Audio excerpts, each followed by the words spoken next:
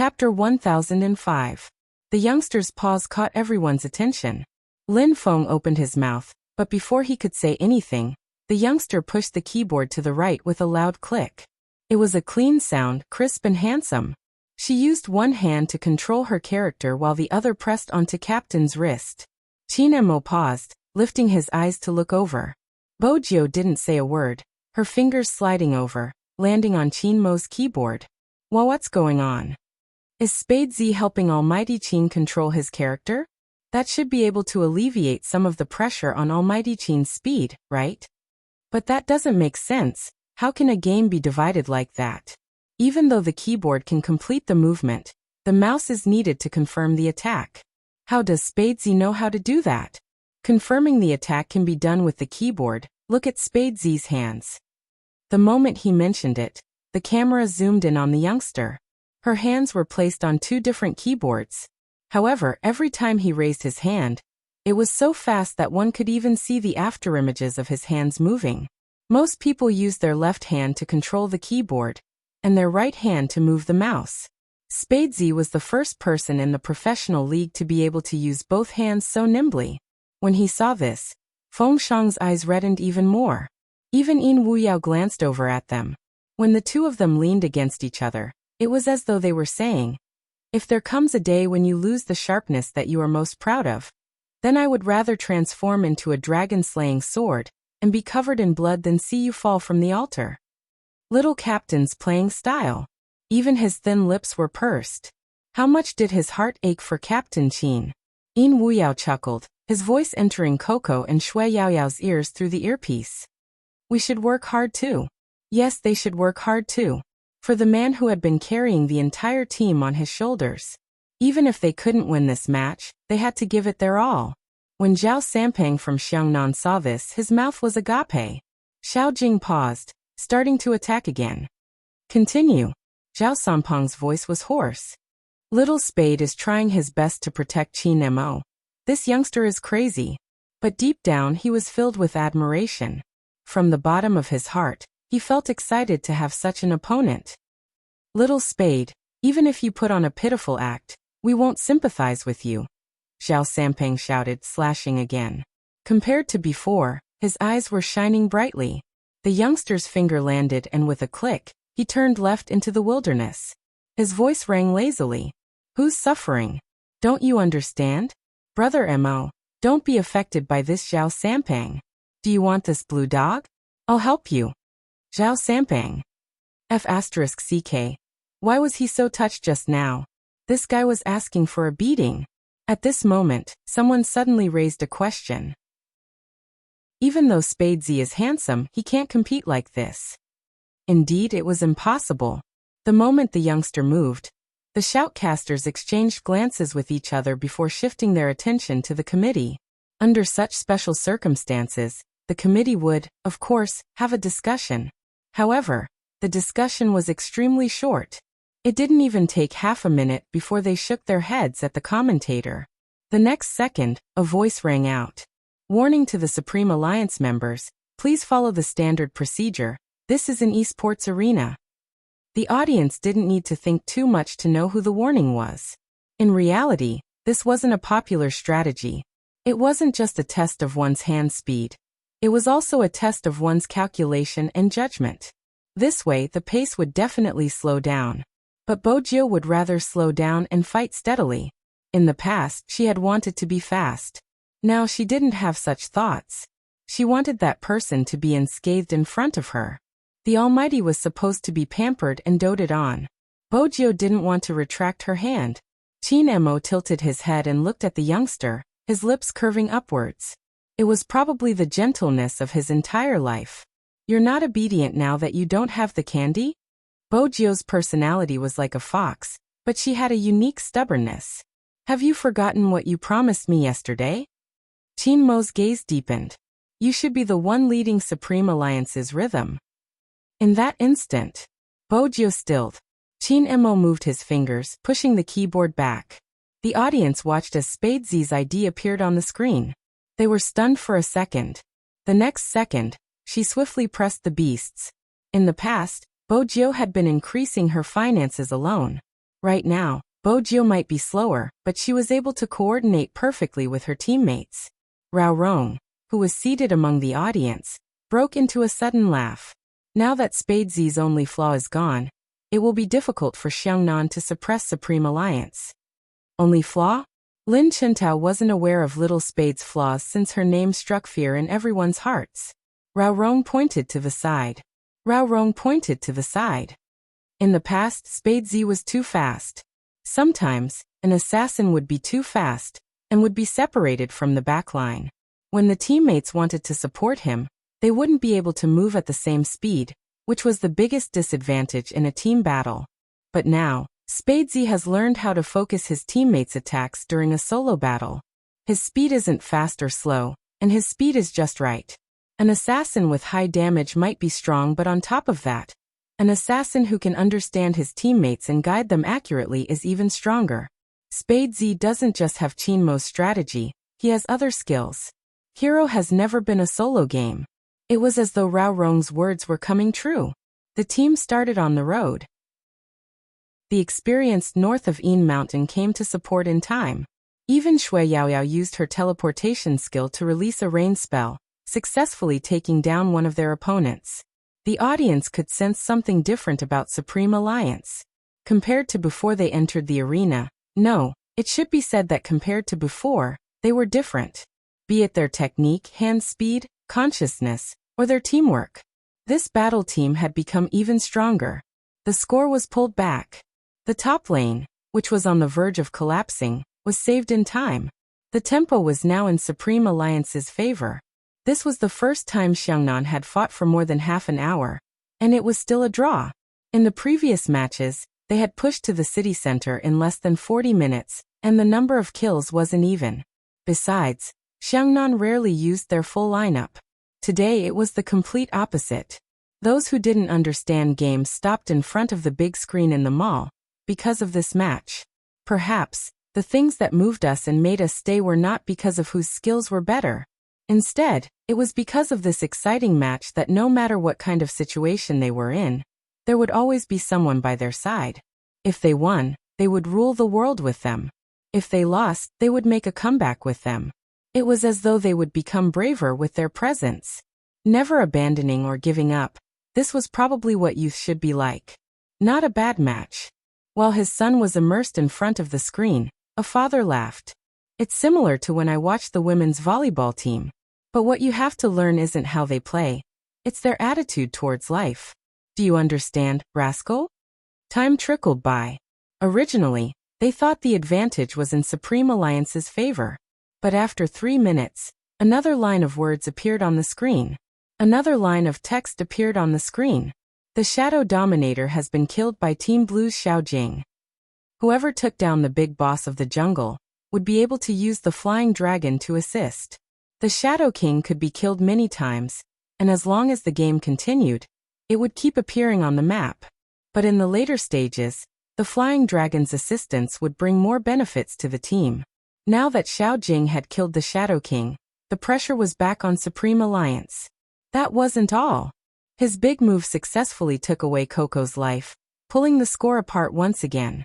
Supreme Alliance wanted a team battle, but it was obvious they didn't have the advantage. This time the top lane is really collapsing. There was no chance of salvaging it. No matter how good Spade Z is, he won't be able to carry it. Qin Mo is being suppressed in this match. That's right, the middle lane has collapsed. Qin Mo hasn't developed, and his hand injury is real. The score has been pulled back again and again. On the surface, there doesn't seem to be a winner, but in the end, Supreme Alliance will definitely lose. After all, there is a difference in the team's finances. If Qin Mo can't get up, everything will be in vain. If it had been any other team, Supreme Alliance might have had a chance of winning. But it wasn't any other team, it was Xiangnan, the defending king for 3 years. Beauty Luo's sniper cannon came up and showed off. When the team battle started again, even Little Spade lost her life. But before she died, she managed to bring Xiao Jing away. But no one could guarantee that she wouldn't be so lucky the next time. Supreme Alliance wasn't the only one who had grown in this match. Xiangnan was also strengthening. But everyone knew that Spadesy was the first person to be able to bring Xiao Jing away in a team battle. After the two of them revived, they dashed out. During the middle lane battle, Spadesy showed off her 3 skills. She used her second move to attack the sorcerer. When she was at half HP, she turned back and the others chased after her. But at this moment, the youngster moved her mouse and changed her direction.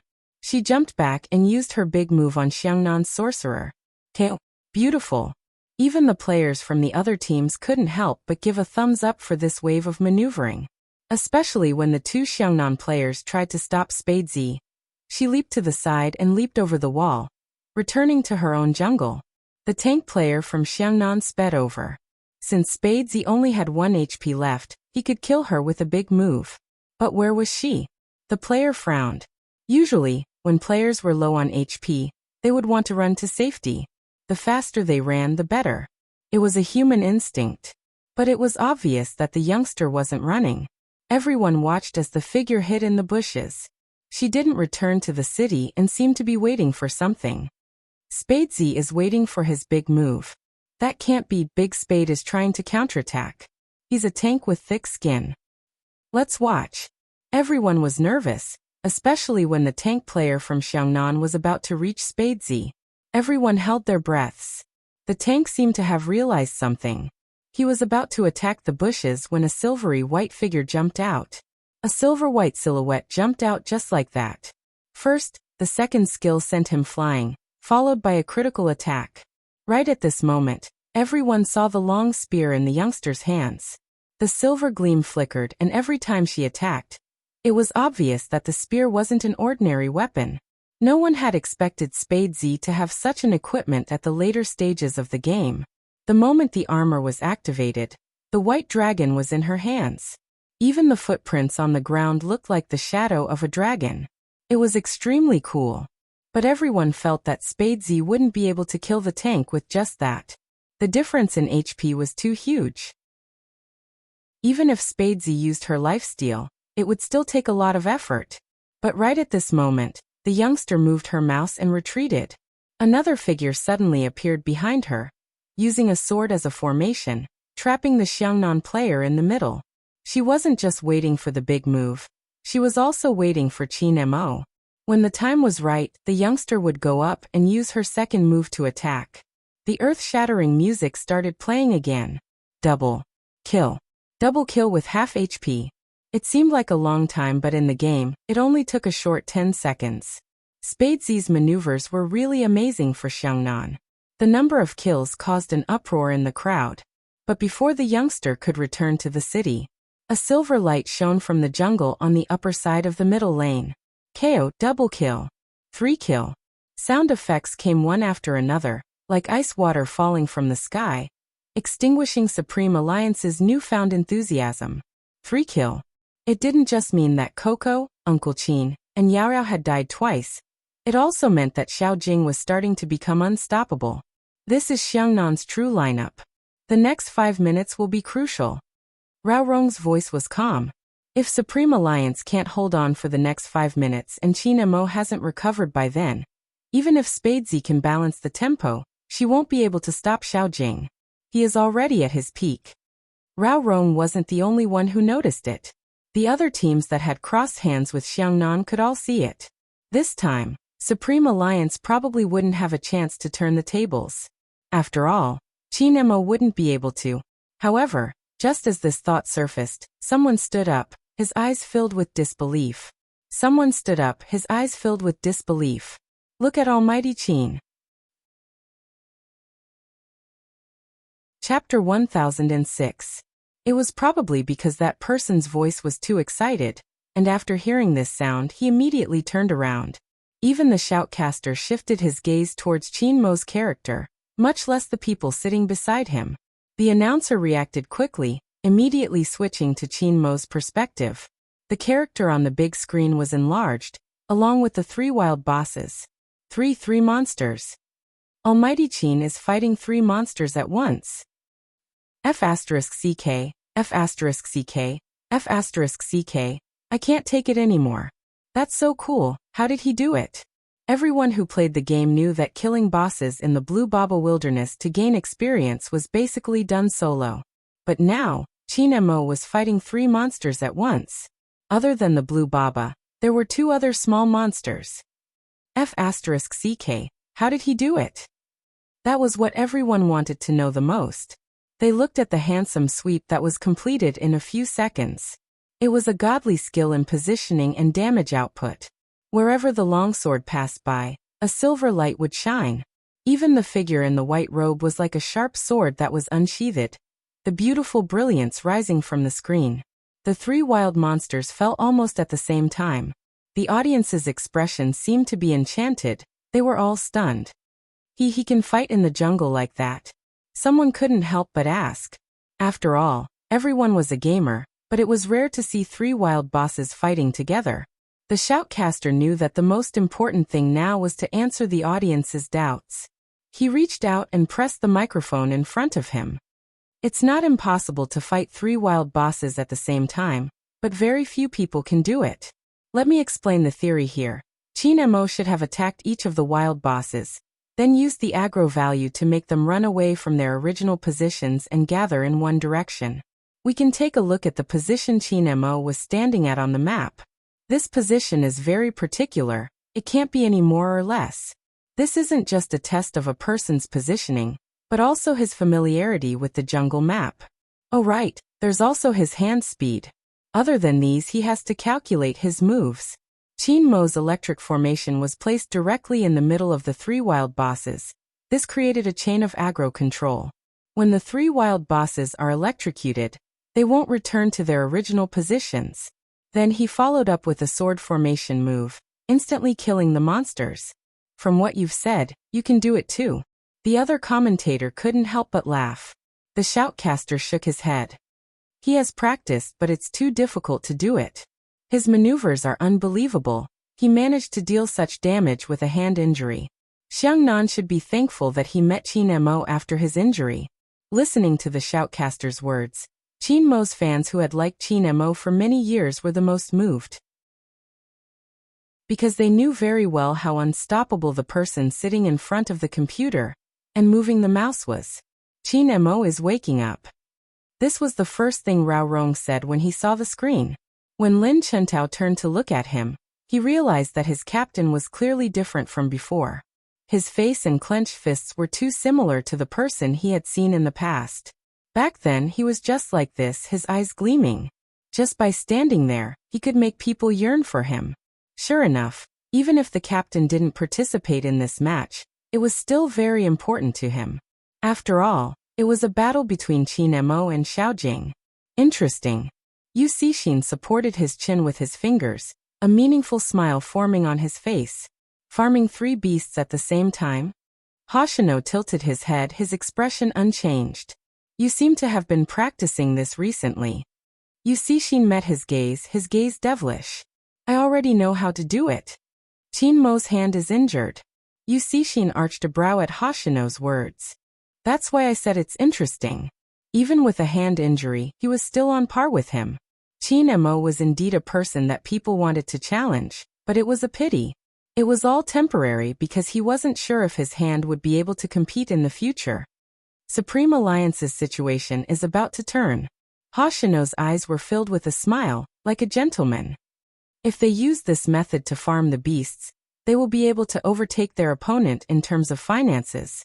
As though to prove Hoshino's words, within a short minute, Chin Mo became the 3rd tallest person in the room.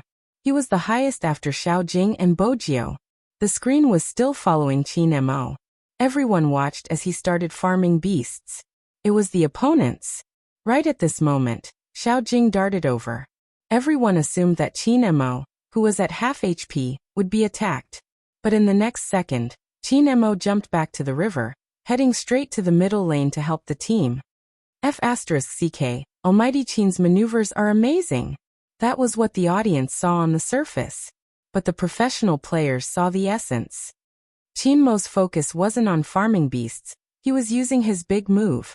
As soon as he finished his sentence, on the screen, the white figure darted past the line of soldiers, his long sword sweeping across.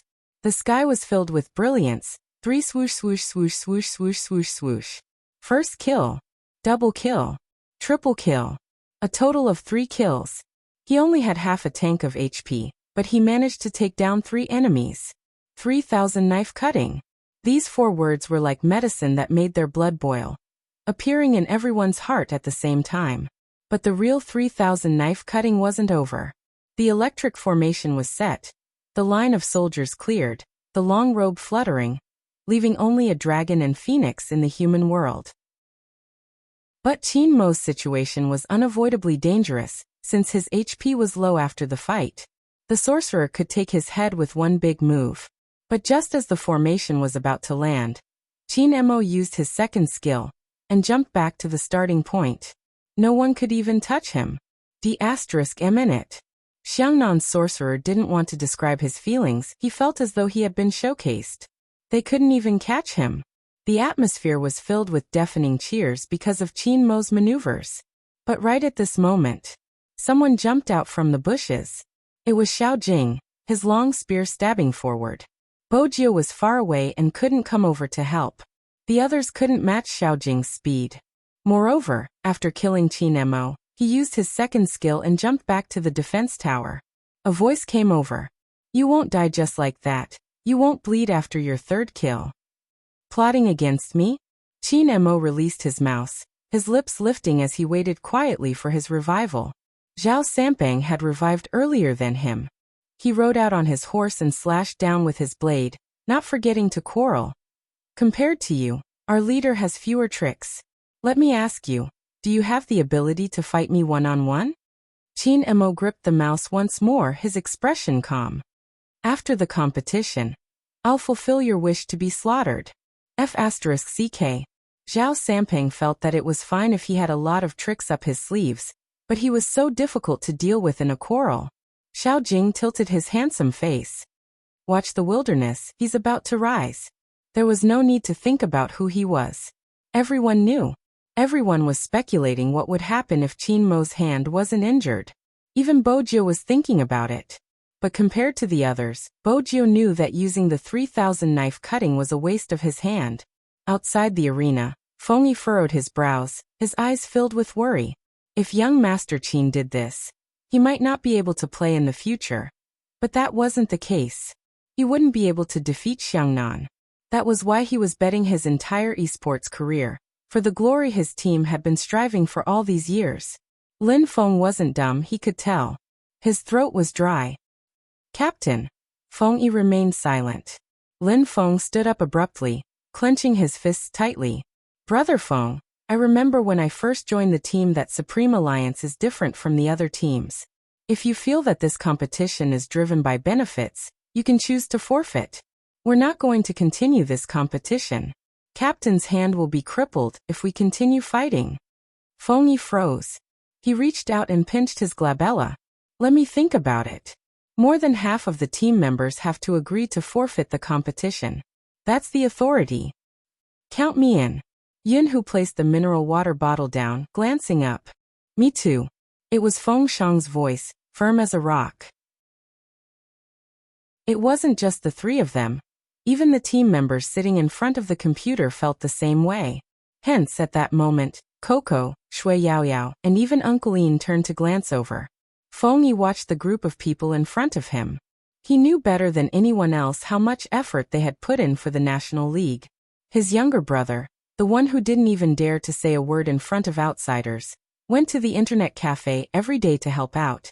He wanted to familiarize himself with the playing style of more people in the game, and thus improve himself. Yunhu and Lin Feng had waited for 3 whole years. For the past 3 years, the 2 of them had been training extraordinarily hard for the sake of entering the National League. In reality, Lin Feng was not very talented in this aspect. He was clearly a very lazy person, but he persisted on this matter for 3 years. At that time, Qin Mo had been recuperating and Supreme Alliance hadn't even entered the National League. He had been the one who had hung his head down unwillingly, swearing that he wouldn't be so useless the next time. But in these 3 years, even though Supreme Alliance had entered the National League, they had stopped there. During this period, they had been ridiculed and attacked by anti-fans. These so-called anti-fans were people who wanted to use you to achieve their goals, but realized that they couldn't achieve their goals. Hence they turned from fans to anti-fans. The most serious incident was with Little Spade. Some people didn't like the internet, because there would always be people on the internet who were unscrupulous. The deepest violence wasn't verbal abuse. It was people who said they liked you but harmed you. At that time others didn't know, but as the manager he knew. Whether it was his brother or Lin Feng, they just sat in the club and didn't touch the computer. They said, "I don't understand. Why am I still persisting? Even my love is like this." He had been dealing with the outside media. The consequences of having an illegitimate meal were always a chain reaction. He had been forced to run around to prove the truth of Supreme Alliance. Fortunately, no one had been defeated. Even after going through so much, they had been lost, they had been sad, and they had even given up on themselves. But in the end, they still stood in front of the public in their best state. Because their goal was to be the first in the National League. After losing so many times, they would work harder than others. They wanted to win. They wanted to win back all the glory they had lost. Today, the chance had finally come. But Lin Feng and Yin Hu, no, everyone, including Yin Wuyao who had waited for so many years, had decided to stop the competition and give up on this opportunity. They wanted to win the competition. But compared to the competition, the captain's hand was more important. The intelligent Feng Yi, of course, understood the meaning behind their gazes. All right. Feng Yi put down his hand and smiled like a prince. Since you insist. He walked toward the organizing committee. Feng Yi was still the same, the director of Supreme Alliance in a suit, full of business skills. Everyone said that no one would be able to gain an advantage from this person. Supreme Alliance had been able to go so far because of Feng Yi. He was smooth and slick, dealing with all sorts of matters. At this moment, when he closed his eyes, he could recall the arrogant youngster from back then. He had reached into his pocket with one hand and tossed a card to him. Form the team. We will be the National League champion this year. Seriously. Feng Yi shook his head, a smile on his lips. He had never told this group of people. They had already shown him what a National League champion should be like. Everyone watched as Feng Yi walked towards the committee, but they didn't know what he was going to do. But at this moment, the director of Supreme Alliance was going to the committee?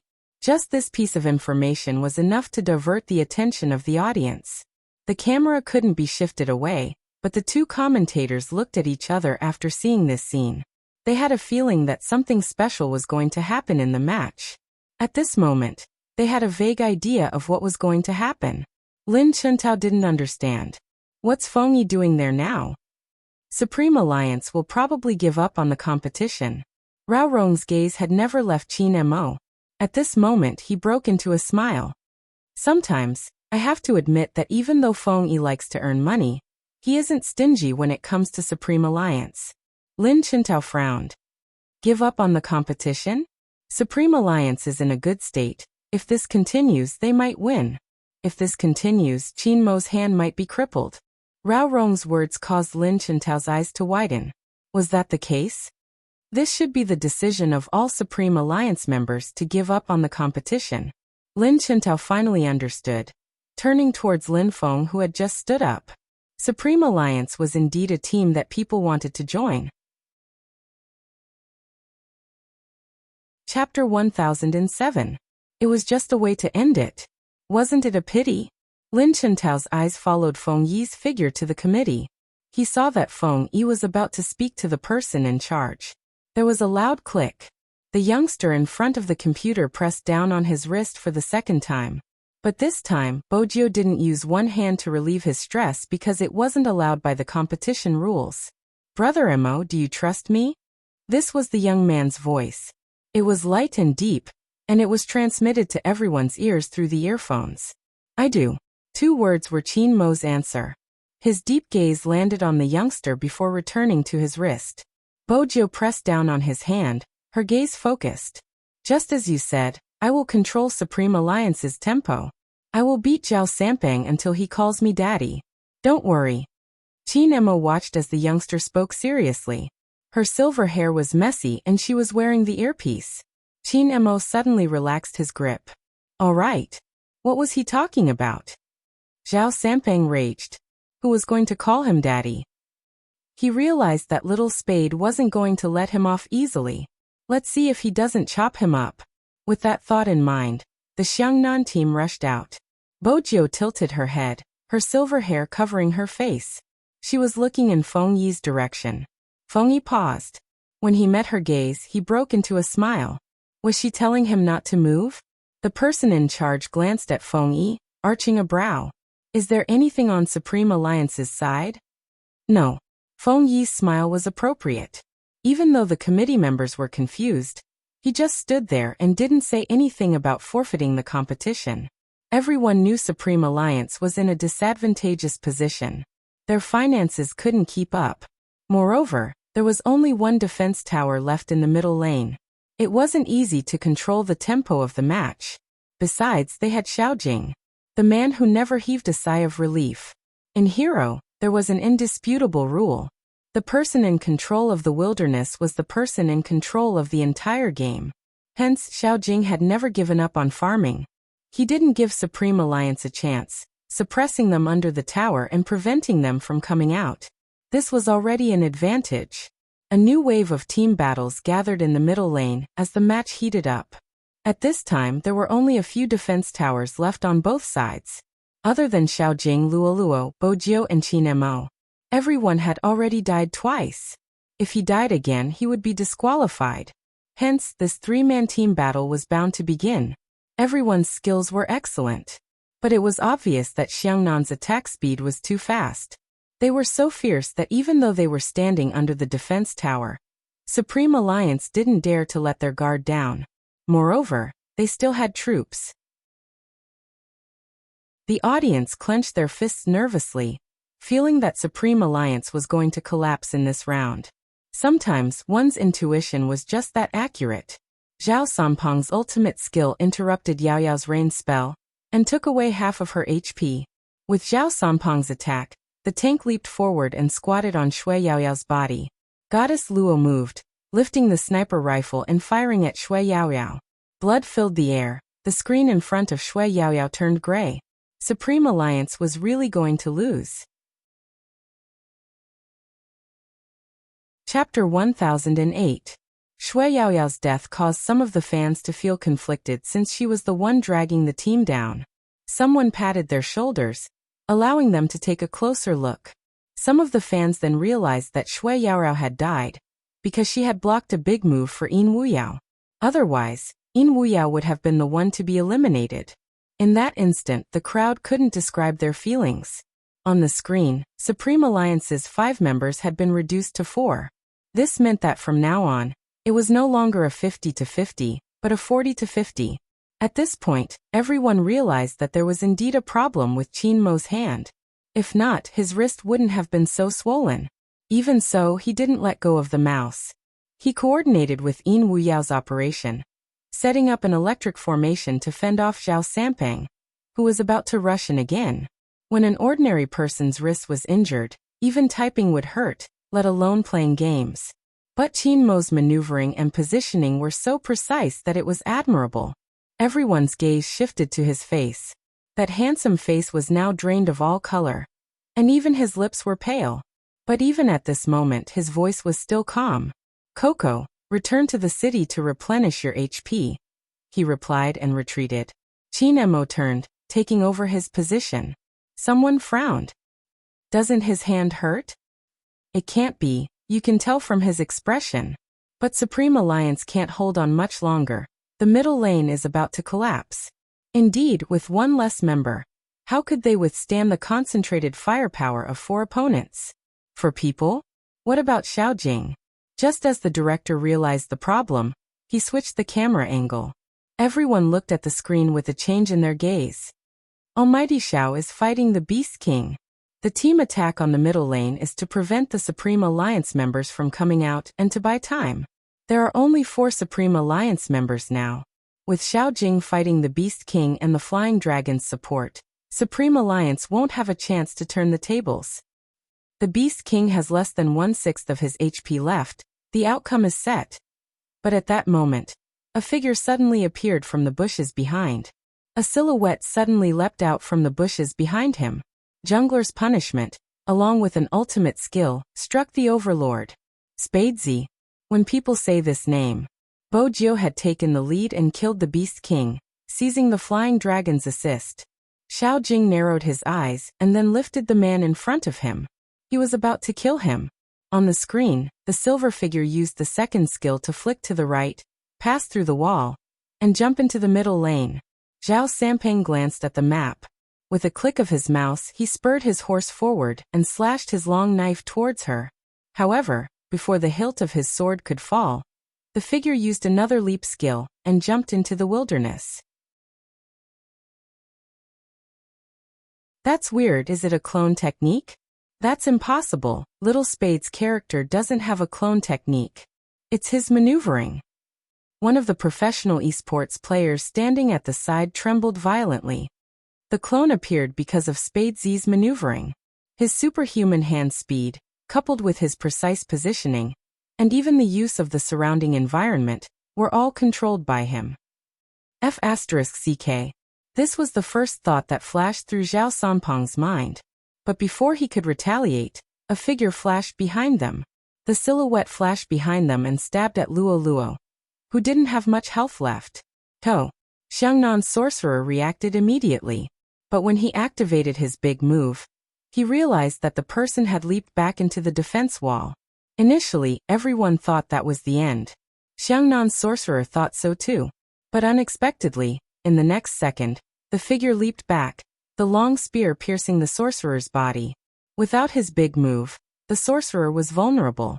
In addition, Spadesy held a silver-white long spear in her hand. When the white dragon landed, the screen was filled with splendor. Very quickly, the special effects of the game started playing again.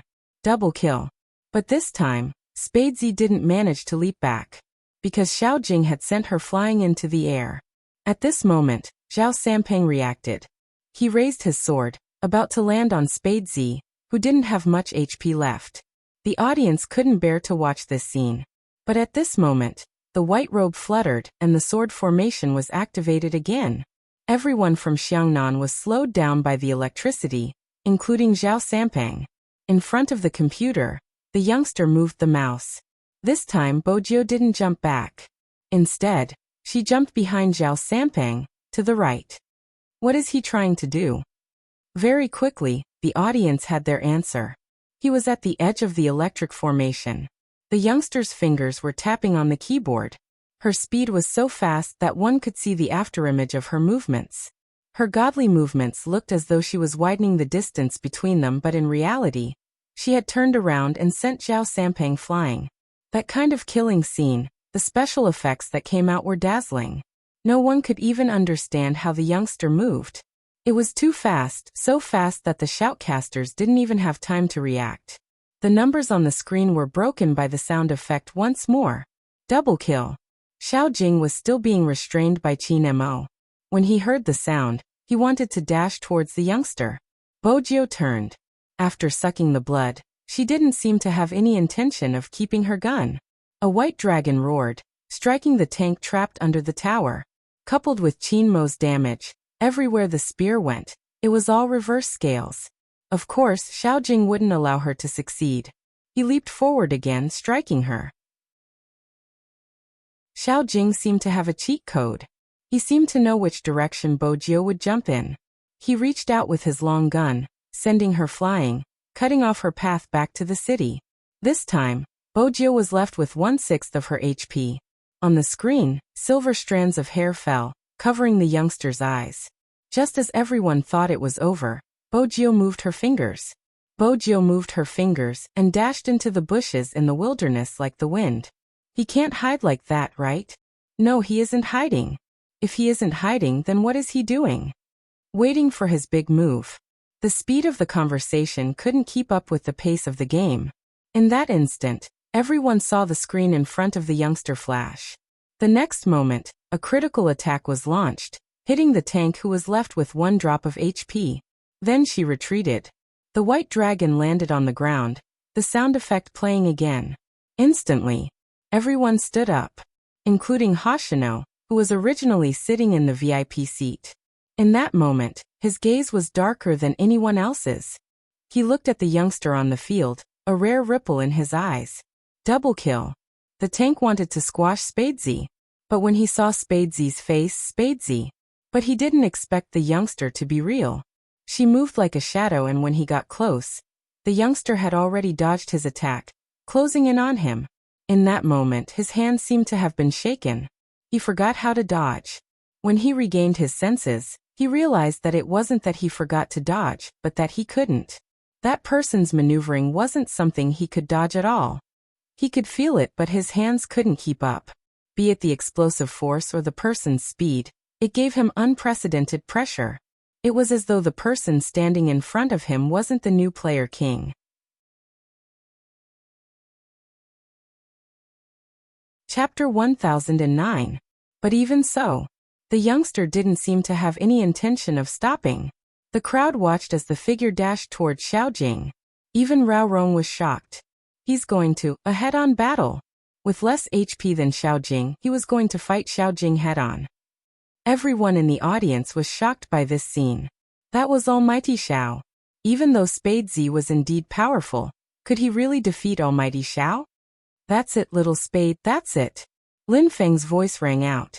Everyone's gaze landed on the youngster. He had so little HP.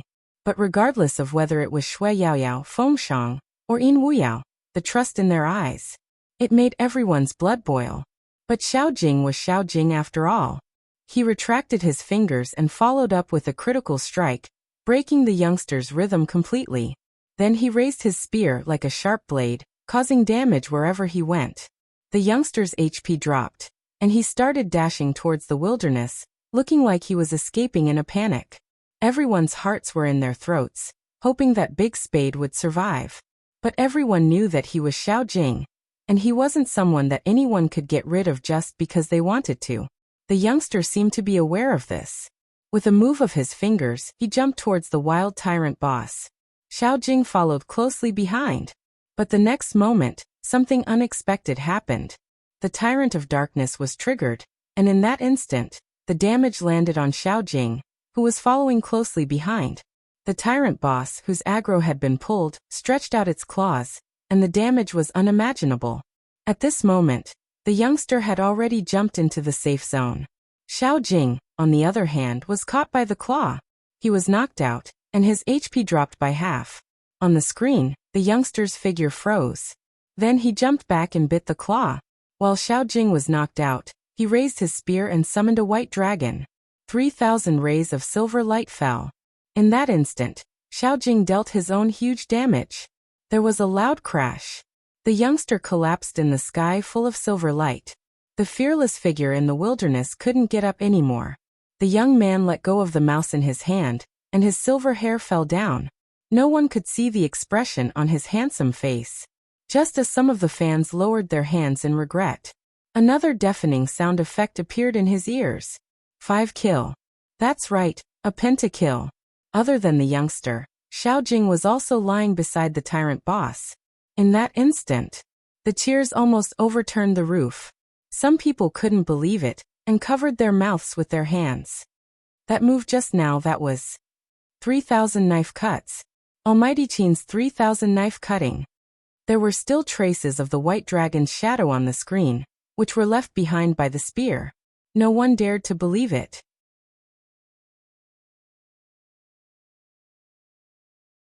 Chapter 1010. In a trance, Feng Yi felt as though he was looking at the noble god of war. Back then, Qin Mo had been like this too. Watching him play games was like watching a feast. All the blood that had once been extinguished seemed to be ignited at this moment. The audience in the arena was chanting the same name, Supreme Alliance. No one dared to say that Supreme Alliance would definitely lose this match. The reversal was like a miracle.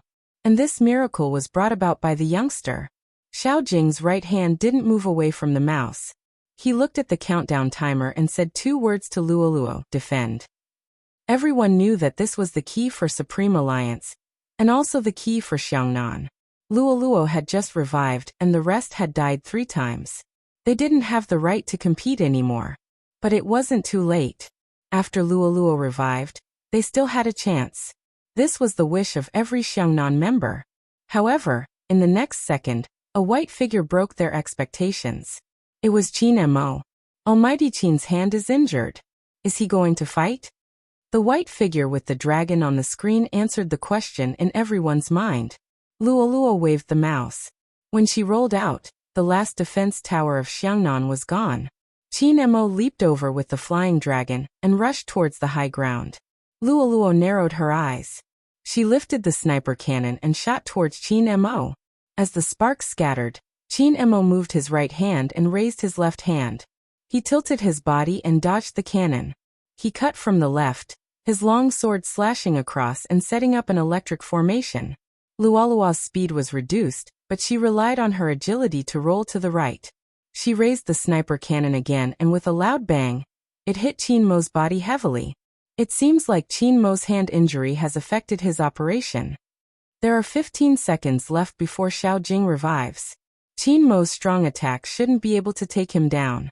Even with the help of the flying dragon, it won't be easy to break through the defense of the high ground. Looking at Qin Mo's operation, he might be killed by Goddess Luo. The shoutcaster's words seemed to be coming true. In the next second, Qin Mo was left with less than half of his HP. Even if the wyvern was still there, it couldn't hide the fact that his control had deteriorated. The youngster, who was still waiting to be revived, suddenly turned towards Qin Mo's direction. Only then did he realize that the wrist that was holding the mouse was obviously swollen. In that instant, Bojiu tightened her grip on the mouse. She couldn't wait to revive and rush out. All the audience felt that it was a pity. This included the oldest group of people sitting in front of the internet cafe, who liked to play online games. Everyone felt a wave of disgust in their hearts at the sight of such a lousy operation, and his ID. After all, Qin Mo was different from others. It was the same for the fans of other teams.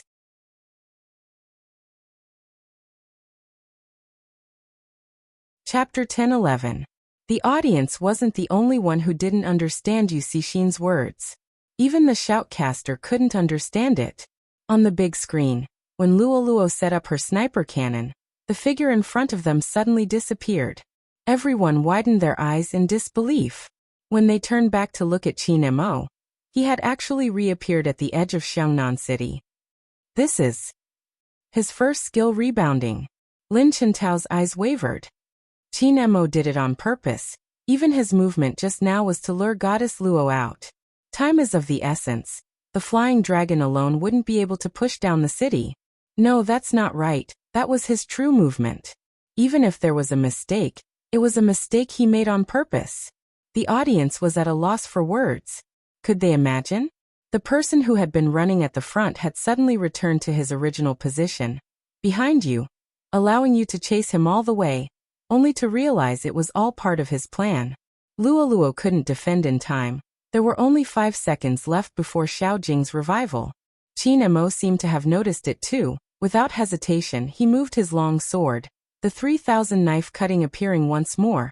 Along with the flying dragon's assistance, he destroyed the crystal in the center of Xiangnan City. The glittering shards fell. Amidst the splendor, a man with a long sword in his hand appeared. His face was handsome, and his clothes fluttered in the wind. 2 large words appeared on the big screen, accompanied by an inspiring sound effect: victory. The screens in front of Xiao Jing's team dimmed. Even the word Xiangnan, hanging in the middle of the arena, was extinguished. Only Supreme Alliance's name was left on the screens. It was obvious what it meant. Feng Shang rushed out to hug Lin Feng. "Brother Feng, we won, we won."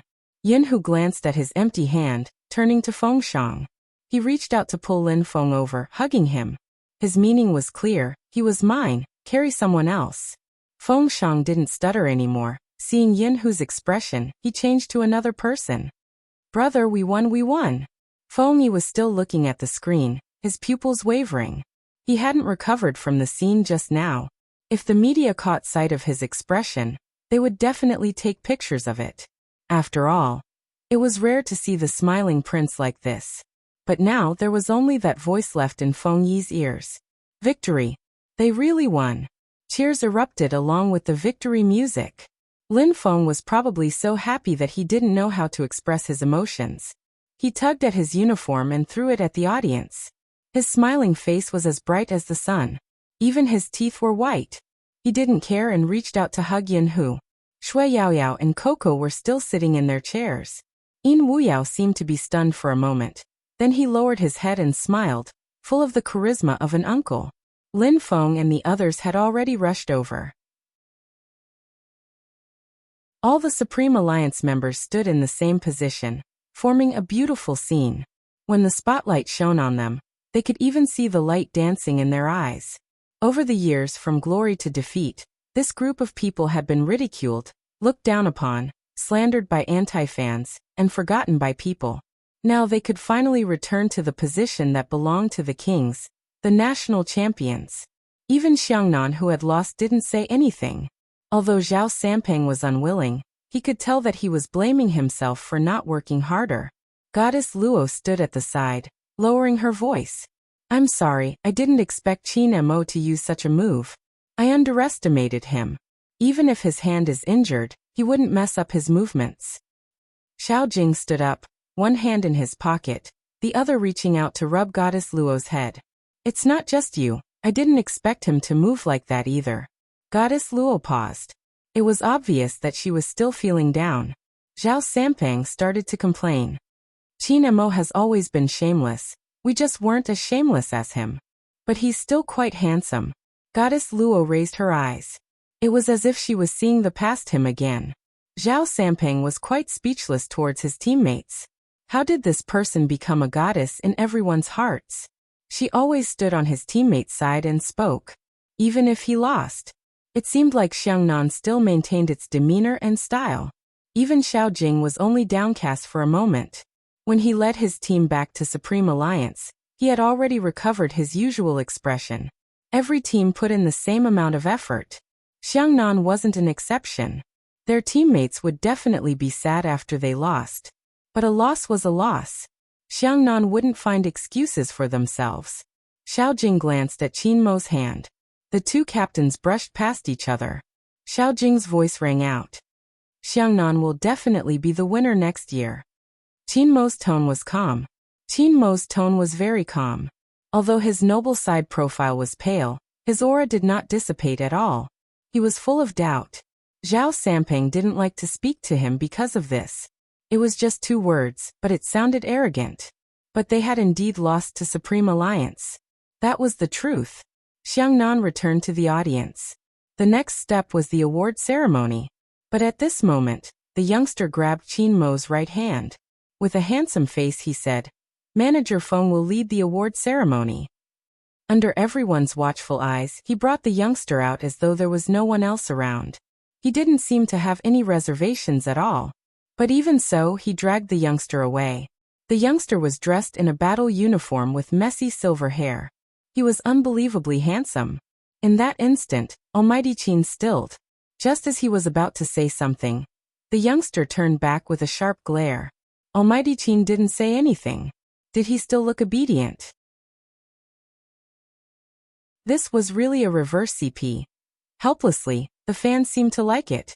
They cupped their faces and cheered, showing off their love. Indeed, they were showing off their love. Even at such an occasion, they could leave early. The youngster didn't seem to have thought about how the media would view their relationship. It was the same for Almighty Qin. But the fans didn't know. Bojo was angry. Extremely angry. But at the same time, she understood that no matter how painful his hand was, he wouldn't let go of the mouse. Even if it was for a second. Because he would always be carrying a team on his shoulders. But why didn't he tell her about the severe injury? Chapter 10-12. Bojo was still looking at Qin Mo's hand when she pushed him into the taxi. Right hand. It wasn't just the hand that held the mouse, it was also the hand that held the gun. Bojo couldn't say her thoughts out loud. She tilted her head and asked, "What's Dr. Qin's number?"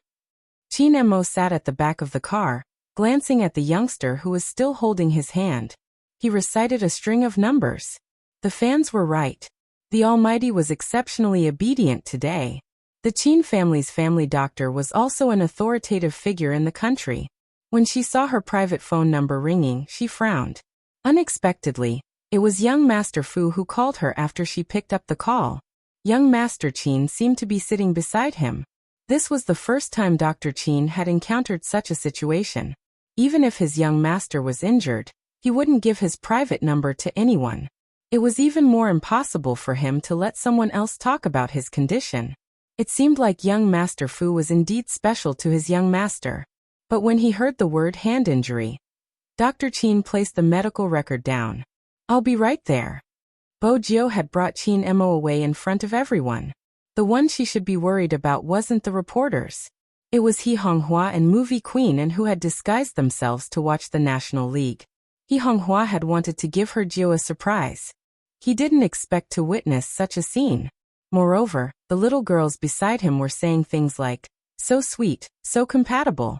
So my almighty Qin is the one at the bottom. I really didn't expect it. Big Spade is indeed a handsome young man. What beauty!" What did that mean? He Honghua was confused by the side. She turned to ask Movie Queen and heaved a sigh of relief when she saw Jiao dragging her cold son away. After all, Mo was really willing to gamble both his hands for a competition. Fortunately, there was someone to take care of him when she wasn't around. Movie Queen was still thinking about how to reply to He Honghua's question without incurring He Honghua's disgust. Even when she had first discovered the relationship between the two kids, she had struggled for a long time before convincing herself to let go of some old beliefs. But she had been in the film industry for so many years and wasn't surprised by such things. But He Honghua was different. Which mother would feel good after seeing her son like this? But when he thought about it, it wasn't a good idea to keep hiding it like this. Hence, Movie Queen decided to be honest. She reached out to pat He Honghua's hand. "Sister He, this isn't a good place to talk. Let's go out first." He Honghua nodded and turned to look at the girls. She thought to herself that she really had a generation gap with these children. She couldn't understand what they were saying at all. From the looks of it, these people seemed to really like her Jiao. That was enough. He Honghua almost wanted to ask someone to buy 10 boxes of ice water for these little girls. They were so excited that their throats were probably hoarse from all the shouting. But she also understood that if she did that, the media would say that her family was a nouveau riche who used money to show off. In the past, she had suffered a lot because of this, so she didn't want to cause trouble for Jiao. When she saw these little girls again, she would thank them individually.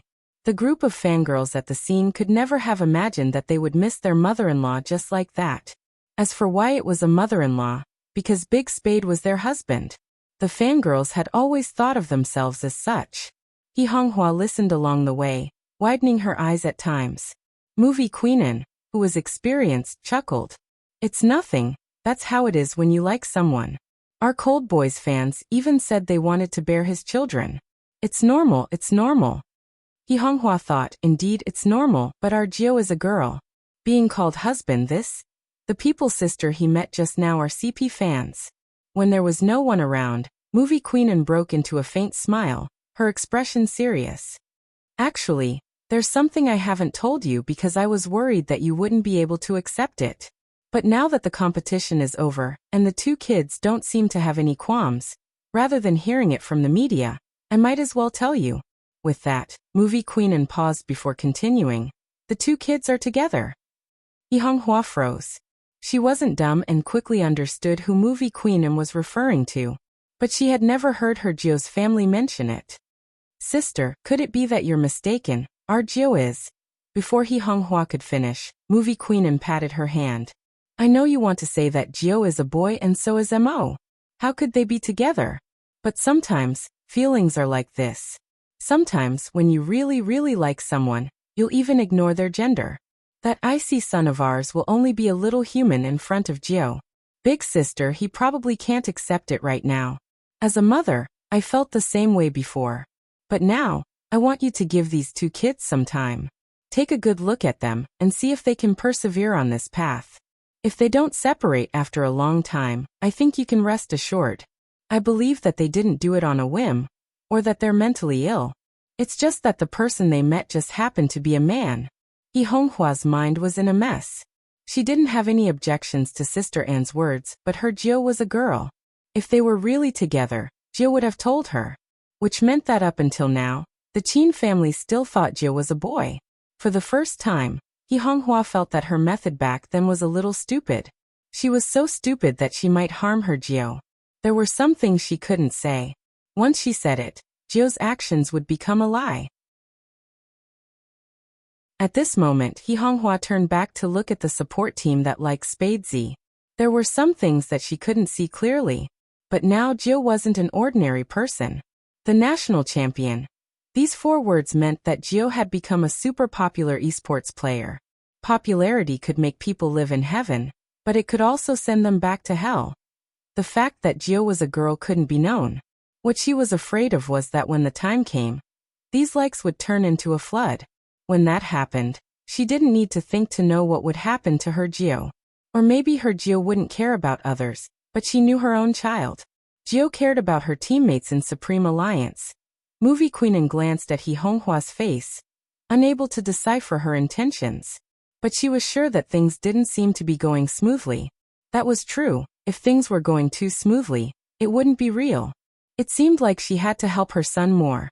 The competition's procedures had to be completed eventually. Qin Emo left. As the club's director, Feng Yi was indeed qualified to receive this award. Under the camera, the Supreme Alliance members were still as handsome as ever. Once everyone had left, Yinhu pulled Lin Feng, who was still smiling foolishly. Back and pressed him into the changing room. His voice was deep and low. "You haven't forgotten what you said. Is it your home or mine?" Lin Feng didn't know what to say. Lin Feng didn't have an excuse to hide anymore. He cursed softly. "How can you do such things at home? Why can't you do such things at home?" Yinhu arched a brow. The two of them were so close to each other that Lin Feng felt a little awkward, especially when their breaths hit his face. He averted his gaze and said, "What if my family sees us? Let's go get F***CK. When Yinhu heard this, he understood what he meant. He didn't want anyone to know about the situation between them, even if they had sex. He just owed him and had to return the favor. Yinhu clenched his fists, suppressing the tightness in his throat. He smiled. "We'll do as you said, get F. Remember to bring your ID and don't be so stiff. This time you are willing. Don't make it seem like I'm forcing you." With that, he let go of Lin Feng's shoulder. Indeed, Lin Feng didn't want to appear like a newbie. After all, he had bragged about his non-existent romantic past in front of Yinhu. He adjusted his jacket arrogantly, his voice calm. "You don't have to remind me. It's not like I haven't driven F before. I forgot. This isn't your first time." Yinhu smiled, his fingers digging deeper. He could still remember how he had felt when he had heard this person say that he had gotten F with a girl, which was why he hadn't returned home. His heart had ached terribly. That was probably enough. After so many years, it had always been like this. Perhaps it was really enough. Supreme Alliance had won. He could study abroad in peace. Even the decision to study abroad was just to forget someone. After graduating from university, that guy would definitely find a girl to fall in love with. If he stayed, he would definitely think of a way to snatch her away. Lin Feng probably wouldn't forgive him. They were no longer the youngsters they used to be. After a fight, that guy would bring the game console to him at night, hugging his shoulders and saying, "You're such a person. I'm just buying food for a girl. I just think she's pretty. But if you think I'm embarrassing us guys, I won't fight anymore." He still remembered that time when he had asked that guy, "If I fall into the water with your sister, who will you save?" That guy had grinned. "I'll jump and you save me. I don't know how to swim." The same question would definitely be asked differently now, because Yinhu knew that he had his own plans, and in his plans he wasn't included. Long ago, when he had asked that person to study abroad with him, when that person had rejected him with a faint smile, he had known. "Who'sy you go? We want different things. I want to make money and marry a wife. Earn money and marry a wife." When Yinhu turned, he clenched his fists. When he glanced up, he was already calm. He knew what he had to do. Qin family. This was the first time Dr. Qin felt so pressured as a doctor. It was mainly because of the silver-haired youngster who was watching him. Young master really treated him like a porcelain doll. Even though his young master's hand was badly injured, it wasn't to the extent where he couldn't even hold a glass of water. The youngster's long legs were bent on the bed, one hand holding the glass of water. The way she fed his young master was extremely gentle and domineering. What was going on? Dr. Chin was a bright person. He knew that his young master enjoyed such treatment the most. Hence, he didn't say anything, treating himself as though he was air. Is it hot? Bojo asked Chinemo with her bright eyes. She didn't seem to realize that she was behaving like a fox lying in front of her master. She was extremely obedient, making him want to caress her messy, fluffy silver hair. Chinmo's lips curved. It's all right. Then drink the medicine. Bojo clipped the pill that Dr. Chin had prescribed and sent it towards Chinmo's lips.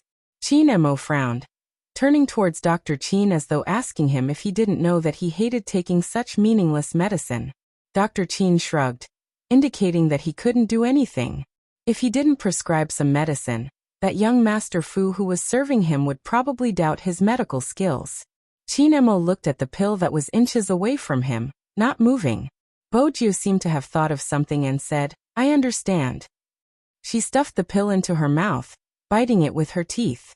Then she reached out to pinch Chinmo's chin and kissed him. Dr. Chin was stunned by the scene. He had always thought that his young master was the one on top, but now it seemed like it wasn't the case. Chinemo, who was kissed, paused for a moment. Then he naturally accepted the pill. This was the first time he felt that eating such a disgusting thing didn't make him irritated. Instead, it was a little sweet. His lips were filled with the unique scent of a youngster. Chinemo couldn't help but smile. On the other hand, Bojo regretted the moment she fed him the medicine. After all, they weren't like when they were young anymore. Back then, her pet didn't like to take medicine. It was all because of her that he caught a cold and had a high fever.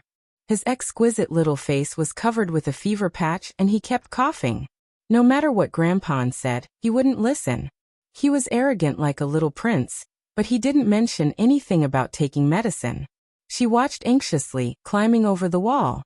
She drank a mouthful of cough syrup and kissed him on the mouth. He probably hadn't expected her to be so unruly at that time. His little face was flushed with anger. He even asked her if she was a girl, and if she knew that she shouldn't be so careless. In the end, he said forget it. He couldn't do anything to her anyway, but he couldn't let her hug him if he found out that she fed medicine to her other friends. At that time, Bojo felt that this person was really. He knew that she liked to hug him to sleep, but he still used this to pressure her. However, that night he still agreed to let her sleep on his small bed. He held a book and told her a story. Unknowingly, his face turned red again. Anyway, how did the little cutie who liked to blush back then grow into such a black-bellied almighty? Chapter 10:13. Chinemo didn't know what the youngster was thinking about. He lifted the corner of his lips and pressed down on the youngster's waist. His voice was calm, and there was a hint of abstinence. Dr. Chin is still here. Even though I know you really want to push me down, you have to control yourself, understand? Bojo. She had just been feeding him medicine. Why did the Almighty's words change completely? Besides, what was wrong with the Almighty's hand? Why didn't he let her get up? As a very discerning family doctor, Dr. Chin knew that he should choose to disappear at this time. But his young master's other hand was in a serious condition. He was wondering if he should inform his boss and madam. She should also remind young Master Fu to restrain himself in some aspects. His young master's hand wasn't in a good condition. After Dr. Chin finished his diagnosis, he was about to say something when Chinemo glanced over. Dr. Chin swallowed his words. Bojo was still asking, Dr. Chin, how's Brother Mo's hand? Dr. Chin smiled. It's not a big deal, but you have to be careful with your actions. Don't eat too much and drink more bone broth. I'll inform Madame Zhang later. Oh, nothing serious? Bojo watched as Dr. Chin turned and smiled. As long as it's nothing serious. Dr. Chin packed his things and walked out.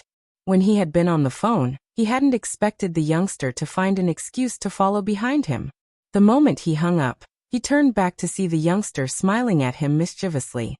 As a doctor who saves lives, it isn't good to lie, right? Dr. Chin smiled faintly.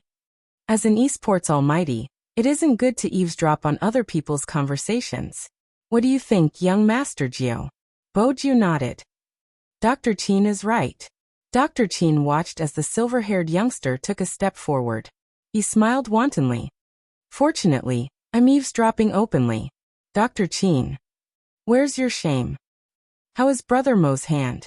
I hope Dr. Chin can tell me the truth so I can be more prepared. Bojiu glanced at the person in front of her. Or perhaps, how confident are you in treating it? He was already stuck here. Moreover, he had called for the general to come back earlier.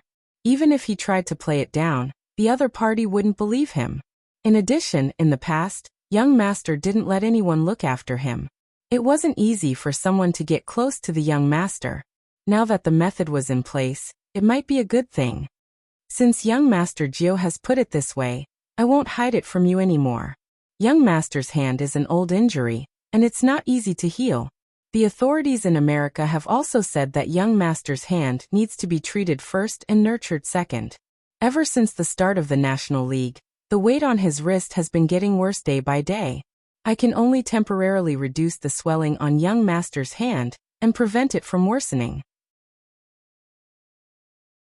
If we really want to treat young master's hand, he can't touch a computer in the near future. We have to go to America to find an expert, but this expert hasn't shown up in the past few years.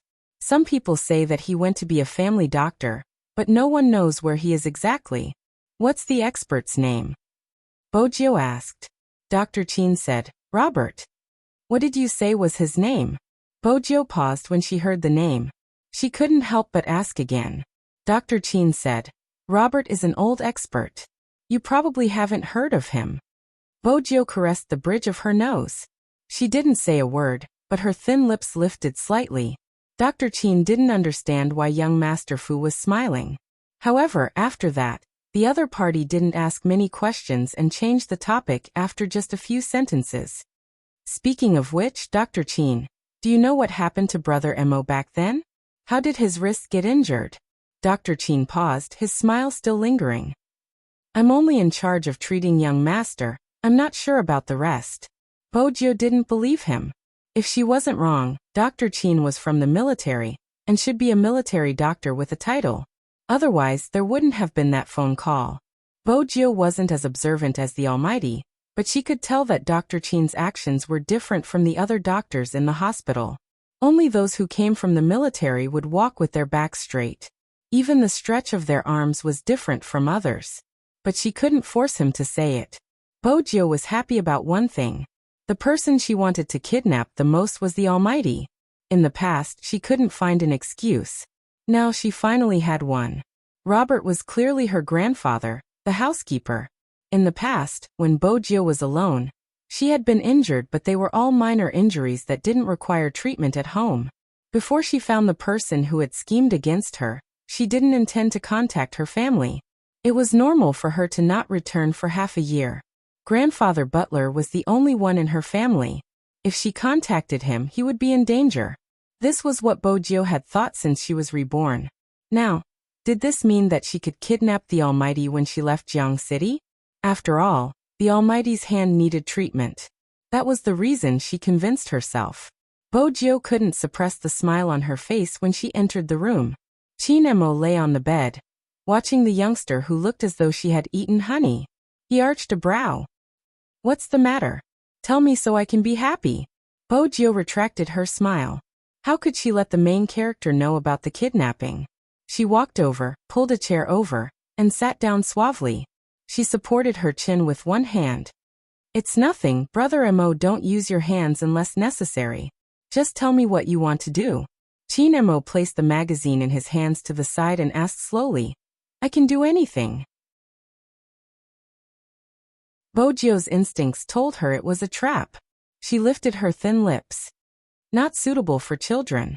What are you thinking about? Chin Mo changed the topic calmly. Speaking of unsuitable for children, shouldn't you explain who allowed you to stay in school and watch a bunch of naked guys walk around in front of you? Bojo didn't expect the Almighty to still remember this matter even after the National League. She thought for a moment, a serious expression on her face. I'm in my 3rd year of high school. It's time for me to study. Staying in school won't affect my lessons. Chinemo chuckled, tossing the phone over to her. Bojo tapped on it. The number 1 middle school intranet was filled with posts titled, School Hunk Frog Jumping. She was indeed a little dumb as she frog jumped around the field with her hands behind her back. More importantly, the headmaster was standing beside her. Study hard? Chinemo lifted the corner of his lips. Will I be punished? Bojo kept her phone. The headmaster is jealous of my good looks, but I can't help it. I have the heart to study. Since you have the heart, bring the physics book over, Chinemo said faintly. Bojo wasn't sure if the Almighty was suspecting her again, but she knew what was going to happen next. The National League is over. It doesn't matter if I fail physics in the future. More importantly, the moment she started reading the physics book, she would fall asleep. Chinemo glanced at her, his tone calm. How can I allow my student to fail? Brother Emo, it's not that I want to criticize you, but sometimes, you shouldn't be so vain. Bojo didn't want to take the physics book. She reached for a cigarette on the coffee table, ready to light it up. Chinemo reached out with his left hand, pulling the cigarette back. Go eat your sweets. I'm out of sweets. She wouldn't have thought of smoking even if she had sweets. The thought of kidnapping the Almighty filled her with excitement, and a cigarette to celebrate. Chinemo placed the cigarette at the side. In the future, you're not allowed to smoke without sweets. Brother Emo, you want me to quit smoking? Bojo frowned. Don't you smoke too? Chinemo knew that in order to teach a certain someone well, he had to set an example at the right time. I won't smoke when you're around. We'll quit together, Bojo said. That's fair. Chinemo arched a brow. She was certain that he wouldn't be able to quit. Sure. Bojo paused. She probably hadn't expected such an answer. She laid there lazily. Are you really going to quit? The Almighty smoked more frequently than she did. She was impressed that he was able to quit so easily. As the nation's school hunk, you should take care of your public image. Chinemo lifted the youngster's chin. Most importantly, your body. How can you still smoke when you have asthma, MMH? Bojo didn't reply since asthma was a part of this body. Ever since she had taken over this body, she hadn't thought about it much. The youngster didn't reply. Her thin lips were pursed into a straight line. Chinemo sighed. Little Fujio, say something. Bojo heard the way little Fujio addressed him. Bojo felt a tightness in her chest. Her surname wasn't Fu. More importantly, she couldn't tell the Almighty her surname. Don't call me that. She hadn't expected the person in front of her to be so disgusted by the way she was addressed. What do you want me to call you? Chinemo tapped her chin with his finger. Call her sugar daddy, Bojo thought. Just don't call her little Fujio. Because that tone of voice was filled with love, but it wasn't her name. Bojo tilted her head. She didn't know what was bothering her. Chinemo watched as the youngster tilted her head. Her stray hair hung down. He reached out and pulled her back, allowing her to lie on his chest once more. His voice traveled into her ears, a gentleness in it. Madam Chin. Bojo froze. Her heart raced. Madam Chin? What is it? Chinemo glanced down at her startled face. His tone was neither fast nor slow. We're already sleeping. Aren't you going to take responsibility for me? Once I kidnap you, you won't let me take responsibility. Bojo held back her words. She reached out to push herself up. Chinmo's uninjured hand pressed against her back. He closed his eyes. Sleep with me for a while. This position.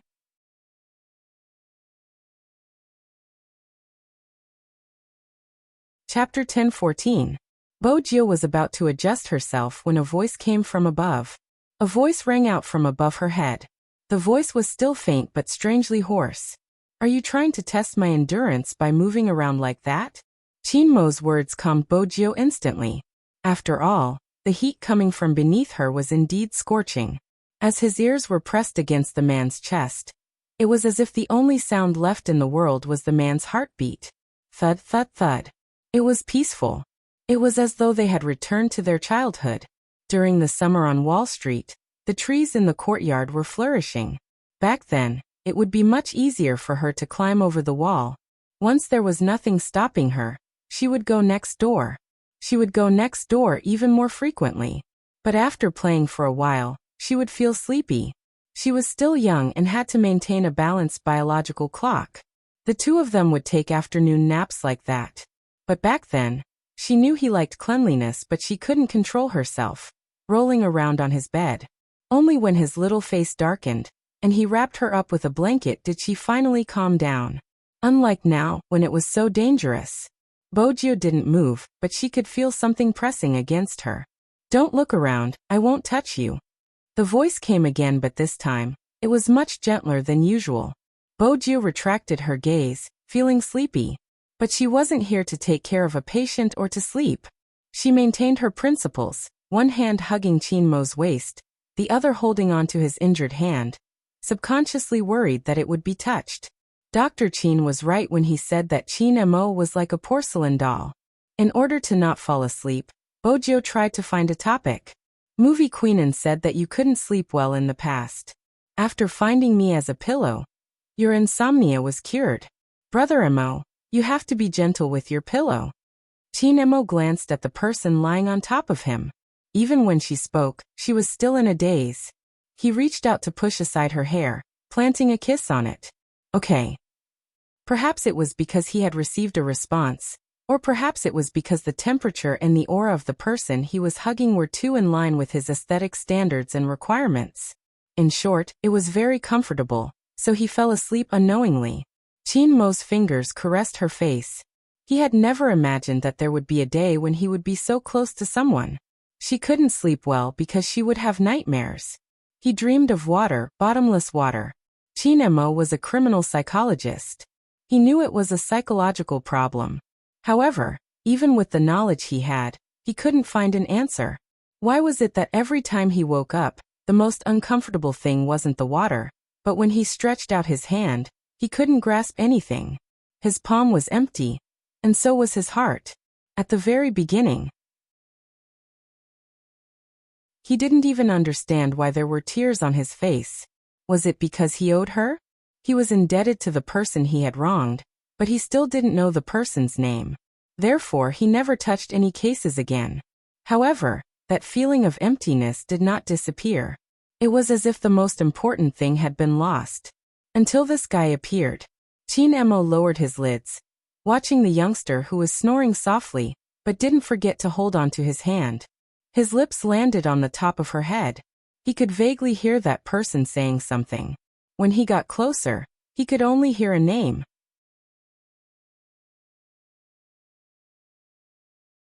Chapter 10:15. Chin-mo's hand froze on the youngster's ear. At that moment, all the warmth in his eyes was like water, completely retreating from his eyes. That was the scene Movie Queenan saw when she entered. They seemed to be on good terms, but when she saw her cold son's expression, it didn't seem to be the case. She was confused. What was going on? Chin-mo tilted his body and stood up. Movie Queenan couldn't see his expression because his fringe fell down. She waited for him to come out of the bedroom. Movie Queenan asked, "Son, did your hand get worse?" No. Chin-mo was never one to worry. His voice was calm. "It's just an old injury acting up. I need some time to recover." Movie Queenan understood her son's personality. He had always been like this. She knew she wouldn't be able to get anything out of him. Hence, she decided to give Deputy Chin a call. But there was one thing. Movie Queenan glanced towards the bedroom and lowered her voice. "Now that sister he knows about your relationship, it's hard for her to accept it. You have to follow the rules. Don't always stay just because you like it. When it's time for Gio to come home, he has to come home." She thought her son would listen to her since Chin-mo had always been a well-mannered person. But Movie Queenan hadn't expected him to reply. "It's better for her to stay by my side." His voice was faint, probably due to the quality of his voice. There was a hint of coldness in it. He hadn't mentioned anything about Gio returning. That wasn't something a son would do. Movie Queenan lifted her head and glanced over at Chin-mo. She seemed to be in a daze, her gaze unfocused. However, The coldness in her eyes made movie queen unfurrow her brows. Bo Jio wasn't aware that the words she had blurted out in her sleep would cause such a misunderstanding. But for some reason, she had dreamt of Hoshino and how the Almighty had detected him. It was probably because of her uneasiness. The uneasiness of staying in Jiang City had affected her unknowingly. She had noticed it too, which was why she had moved out of her home and into school. Fortunately, everything was in preparation. There shouldn't be any problems. The sun started to set in the west. The sky at the end of June and the beginning of July would never darken so quickly. Even at 5 o'clock in the afternoon, when he walked out of his house, the sun was still very bright outside. Lin Feng took out his ID. For some reason, he felt a little guilty when he saw his Empress Dowager sitting on the sofa. It was probably because he was going out to do something bad. Most importantly, apart from his Empress Dowager, his godmother, Yunhu's mother, was also on the sofa. The two of them were probably discussing how to get together in the future. The Empress Dowager suddenly asked, "Huzi is leaving, isn't he?" Lin Feng nodded. "The paperwork has already been prepared. We're just waiting for him to finish the competition. Now that he's the champion, he should have nothing to worry about. Poor Lin Feng, I guess he will have to play alone in the future." Mrs. Lin smiled and said, "Come to think of it, these two people have never been separated. The two of them have been good brothers since childhood. They won't be estranged from each other. I'll go and exchange some foreign currency later. They'll be leaving in less than a week. I have to prepare more for Huzi." Chapter 10:16. Lin Feng was originally sneaking out like a cat, but when he heard this, his fingers paused, and his face was blank for a moment. However, he quickly regained his composure. Otherwise, if the two empresses saw him, he wouldn't be able to go out today. After all, his mother could talk about the kid next door for an entire day and night. She wouldn't even repeat the adjectives. Lin Feng was still a little hesitant after coming out of his house. The thought of being pinned down made him want to resist. He lit a cigarette and leaned against the wall for a while. Then he thought of something and looked it up on the internet. He typed, "What should a man do for the first time? Damn, what's this? Why are they all selling medicine?" Lin Feng scrolled down the page and complained. Really, he was young and aggressive. Did he need medicine? Huzi probably didn't need it either. The main thing was that if he bought medicine, he would be the one suffering. It seemed like Baidu wasn't completely trustworthy. He decided to look for the answer on a certain page. Lin Feng moved his fingers and changed the website. Not bad this time. There were a lot of answers, but they were all about how to make a girl feel romantic. It wasn't suitable for him at all. He could only post it himself. After posting it, he added 2 boys. The post instantly went viral. Countless people replied, "You have to buy everything. You know that, right?" Lin Feng replied, "Can I give some suggestions?" Of course he knew that. You have to do some foreplay for the other party to feel comfortable. "Oh right, are you guys okay? Let's do some tests." Lin Feng didn't hesitate. "It's our first time." "No problem. Then be gentle. If you're not gentle, the other party will hurt." Lin Feng finally found the key point. Hurt. How much? Very. After all, you know. Lin Feng thought, I'm a straight man. What do I know? Moreover, you're being so reserved. Can't you be more straightforward? Why aren't you saying anything? To be honest, I have a question. Are you the one being pinned down? Now that you mention it, it does seem like it. Hurry up and say something. Lin Feng was really stupid to talk. After knowing that it was painful, Lin Feng started to search for other things. In the end, he bought a small bottle of ergotu in the supermarket.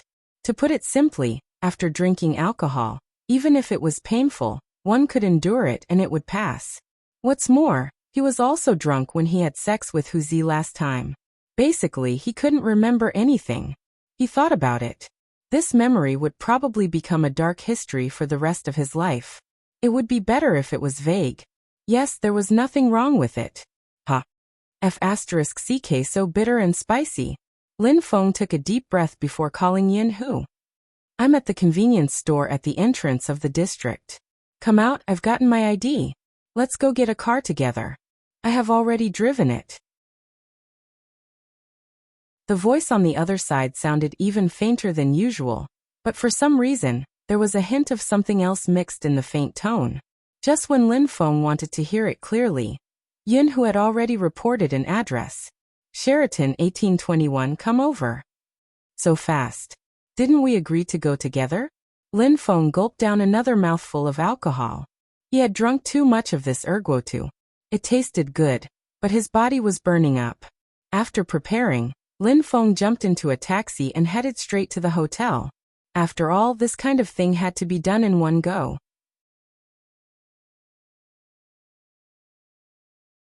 Chapter 10:17. By the time Lin Feng entered the elevator, the alcohol had already kicked in. He was Supreme Alliance's Team Beauty. Not only did he look devilish, he had relied on his snow-white skin that didn't tan no matter how much he tanned. He had dominated this title for 3 years. Now his face was flushed from the alcohol, and his eyes were watery. He didn't look like someone his age at all. But Lin Feng had always been tall. He was 1.8 meters tall, only 3 centimeters shorter than Yin, who, under normal circumstances, even in this state, girls would find him incomparably handsome. When they brushed past each other, they wanted to ask this handsome guy with one hand in his pocket what the microsignal was. But looking at his slightly unbuttoned shirt and the intoxicating smell of alcohol, he definitely had a date. He wondered which girl was so lucky. Lin Feng's eyes were still smiling. In his heart, he chanted 100 times that he was a straight man. It was just a little pressure. What was the big deal? A man had to be flexible. After mentally preparing himself, Lin Feng knocked on the door coolly. He couldn't be weak in terms of aura. This was the dignity of a straight man. He didn't know what was going on inside. Yin, who didn't open the door immediately. He waited for about 3 seconds before the door opened. The person who opened the door had his shirt completely unbuttoned. He seemed to have just showered and was interrupted in the middle of making out. His dark hair covered his face, making him look even more handsome than usual. The next moment, an alluring youngster hugged Yin Hu's waist from behind. He wasn't wearing any clothes on his upper body. His smile was flirtatious. Who is he? Is he the takeaway you ordered? Are you afraid you'll be hungry? No. There wasn't a hint of change in his voice. He's a friend. The youngster chuckled lightly. Hurry up and send him away. You can chat another day. Go in first. Yin Hu reached out and pulled him away. He took a step forward, pushing Lin Feng with one hand and closing the door with the other. Lin Feng didn't know if it was because he had drunk too much, but his temples started to hurt. Everything seemed a little unreal. Who the fuck? Explain what's going on right now. Yin Hu tilted his head and lit a cigarette, holding it between his fingers. His tone was calm. I've thought about it. Since you aren't willing, there's no point in forcing you. I'm gay and I can't be straight. He has liked me for a long time. Compared to liking someone else, it seems easier to be liked. In the future, he will be studying abroad and can be my companion. You know, I don't like to fool around. Instead of forcing you, why don't we be brothers? Lin Feng opened his mouth and wanted to say something, but he realized that other than the smell of alcohol, he couldn't say anything. It was as if something was stuck in his throat. The erguotu that he had poured into his stomach was starting to take effect. The burning sensation in his stomach and heart made him want to bend over. However, Lin Feng knew that he couldn't make himself look too pathetic at this moment. Otherwise, he who had just checked the information would really be a little stupid. Speaking of which, what kind of wine did he drink to make him feel so uncomfortable? That day. Before Lin Feng could finish his sentence, Yin Hu flicked the cigarette ash and interrupted him. Yin Hu flicked his cigarette and interrupted him. Nothing happened that day. I lied to you. You should be smarter in the future and think more, especially after I go overseas.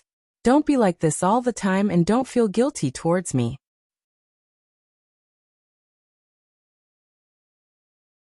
Chapter 10:18. Also, if you want to find a girlfriend, you have to be careful. Some girls have ulterior motives for getting close to you. The ones in school were just trying to get close to me through you. Some aren't. It's just that you don't have the ability to differentiate them. Yinhu chuckled. I can't let him wait for too long. You might not be used to it, but I have no choice. I can't go back straight. If Lin Feng didn't leave, he would feel like he was unnecessary. I'll go back first. MMH. Yinhu clenched his left hand as though he was restraining himself. His voice was very low. Lin Feng didn't move immediately. He didn't know why his feet felt heavy. If he had known earlier, he wouldn't have drunk. But it was obvious that he was disturbing the other party. From what Yinhu said, that person could go overseas with him. That was good too. They should be together with the same type of person. If he continued to stay, he would really be blind. He reached out and patted Yinhu's shoulder as though they were brothers. Go in, I'm leaving. Okay. Yinhu watched as the person turned around. His palms seemed to have formed an imprint. Lin Feng smiled. He didn't know why he was smiling. It was probably as Yinhu had said, he should learn to be smarter in the future, and not do such stupid things. His stomach started to hurt again. The alcohol made him feel uncomfortable. He must have disturbed the intimacy of those two people. It was better to leave as soon as possible. Lin Feng. Suddenly, that person's voice came from behind. Lin Feng didn't turn his head. He probably felt that he was in a sorry state. What? We'll still be brothers in the future, right? That person's voice had a light smile. Lin Feng smiled too. He waved his hand. Don't be silly. We'll definitely be brothers for life. Go on, I'll leave. Actually, Lin Feng had long felt that Yinhu would fall for him. From a certain perspective, it was because they had grown up together. They were already familiar with each other's existence. That was why when Yinhu had his first awakening of love, he felt that he had fallen for him. Now he was sure of it. Fortunately, he didn't fall head first. There was one thing that Yinhu was right about. He really didn't have the ability to discern what some people said. It was a simple I like you, and he took it seriously. Heh, Lin Feng pressed the elevator button. After he walked in, he gradually bent down. The burning sensation in his stomach forced him to hold the elevator with one hand. But even so, it felt better than standing there. It was quite silly. In the future, if anyone said that drinking wine could make people complacent, he would take the wine bottle and chisel them. He probably ran out of energy in the end. With his back against the smooth surface of the elevator, he just sat there. Lin Feng was rather rational. He knew he shouldn't create trouble for Feng Yi. After all, Supreme Alliance had just won the National League. If the media photographed him drunk in the hotel elevator, he didn't know what they would write about him. He took out his phone, intending to call Little Spade, and ask her to pick him up. But when Lin Feng took out his phone, he suddenly froze. There was a drop of water on the screen. The water running down his face. Lin Feng suddenly trembled, and his eyes began to waver. For a very, very long time, he could not get through to that phone number.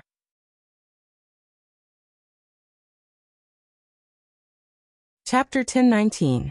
Lin Feng's departure seemed to have sapped all the energy in Yinhu's body. He held it in for a long time.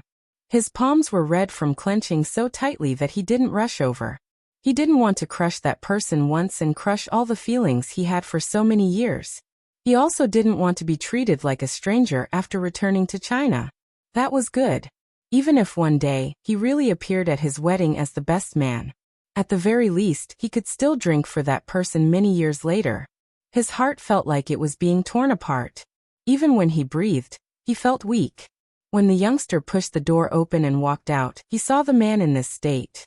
That handsome face was pale. It didn't look like he had just found him. Why aren't you coming in? The bewitching youngster licked his lips. Honestly, you liked that person just now, right? But he looks like a straight man. Even though he looks good, it's obvious that he isn't on the same path as us. Yinhu seemed to have just realized that there was someone there. He reached out to close the door and walked in. As he walked, he fastened his shirt and said in a cold tone, "You can leave." The bewitching youngster looked at him and felt pity. "Your figure is really good. How about this? I'll refund you the money and we can do it once." Yinhu didn't even look at that person. He threw the clothes on the bed to him. His rejection meant everything. The bewitching youngster didn't believe it. "Hey, I look good too. You know how our circle works. When you can't hold it in, you can do it once." With that, he walked over, his breath blowing into Yinhu's ear. Even his hand wanted to touch it. Yinhu reached out and blocked his arm. There wasn't a trace of warmth in his eyes. If you still want your hand in your job, get out. Boring. The bewitching youngster saw that he didn't have a chance. He bit his lower lip angrily and left with his clothes. Anyway, this person gave him a lot of money. Besides, when his boss asked him to come, he had already instructed him not to offend him because of his high status. At first, he thought that he could cozy up to a sugar daddy. Why couldn't he get close to him? Are you impotent? Yinhu smirked. I can't do it to you. I'll say it one last time, get out. The enchanting young man knew that if he continued to stay, he would really have no future. No matter what, he was still a nobody. It was better for him to leave. The door was closed. The room returned to its original state. It was bone-piercingly cold. Even though it was summer in July, Yinhu felt as though his heart was frozen in ice water. She looked at the bed in the living room. He suddenly felt that this place was very dirty. Perhaps it was because he wasn't that guy. In reality, Yinhu didn't dare to let Lin Feng in. Because if they came in, they would find that the bed was not moved at all. Even the enchanting young man was just an act he found. It was as if he couldn't stand even a little bit of that fellow's alienation and awkwardness towards him. He began to calculate carefully. It had been a long time since Lin Feng had been alone with him. He was probably trying to avoid arousing suspicion, and worried that his family would find out. Yes, as a straight man, of course he would be worried. Sometimes, Yinhu really wanted to tell that guy, I'm not bent either. I saw that the other guys couldn't take it either. I just like you too much.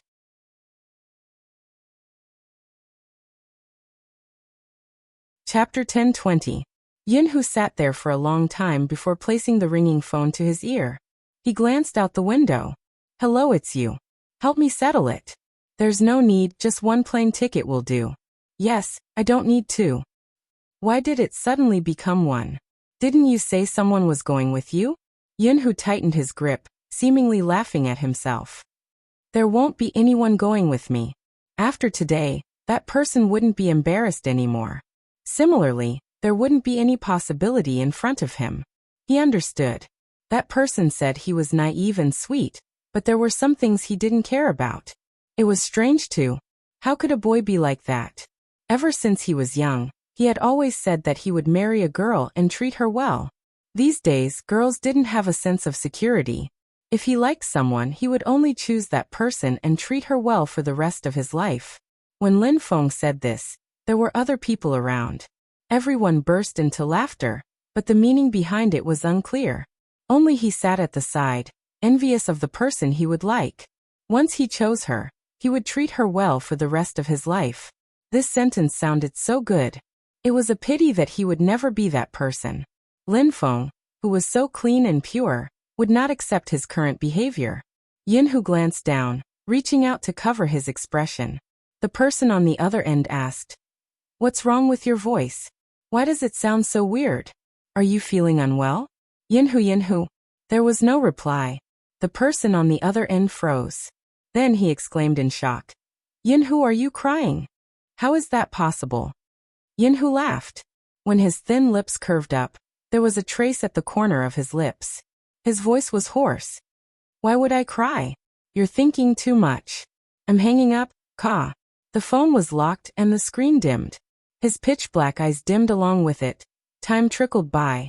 Outside the hotel, Lin Feng didn't call Little Spade.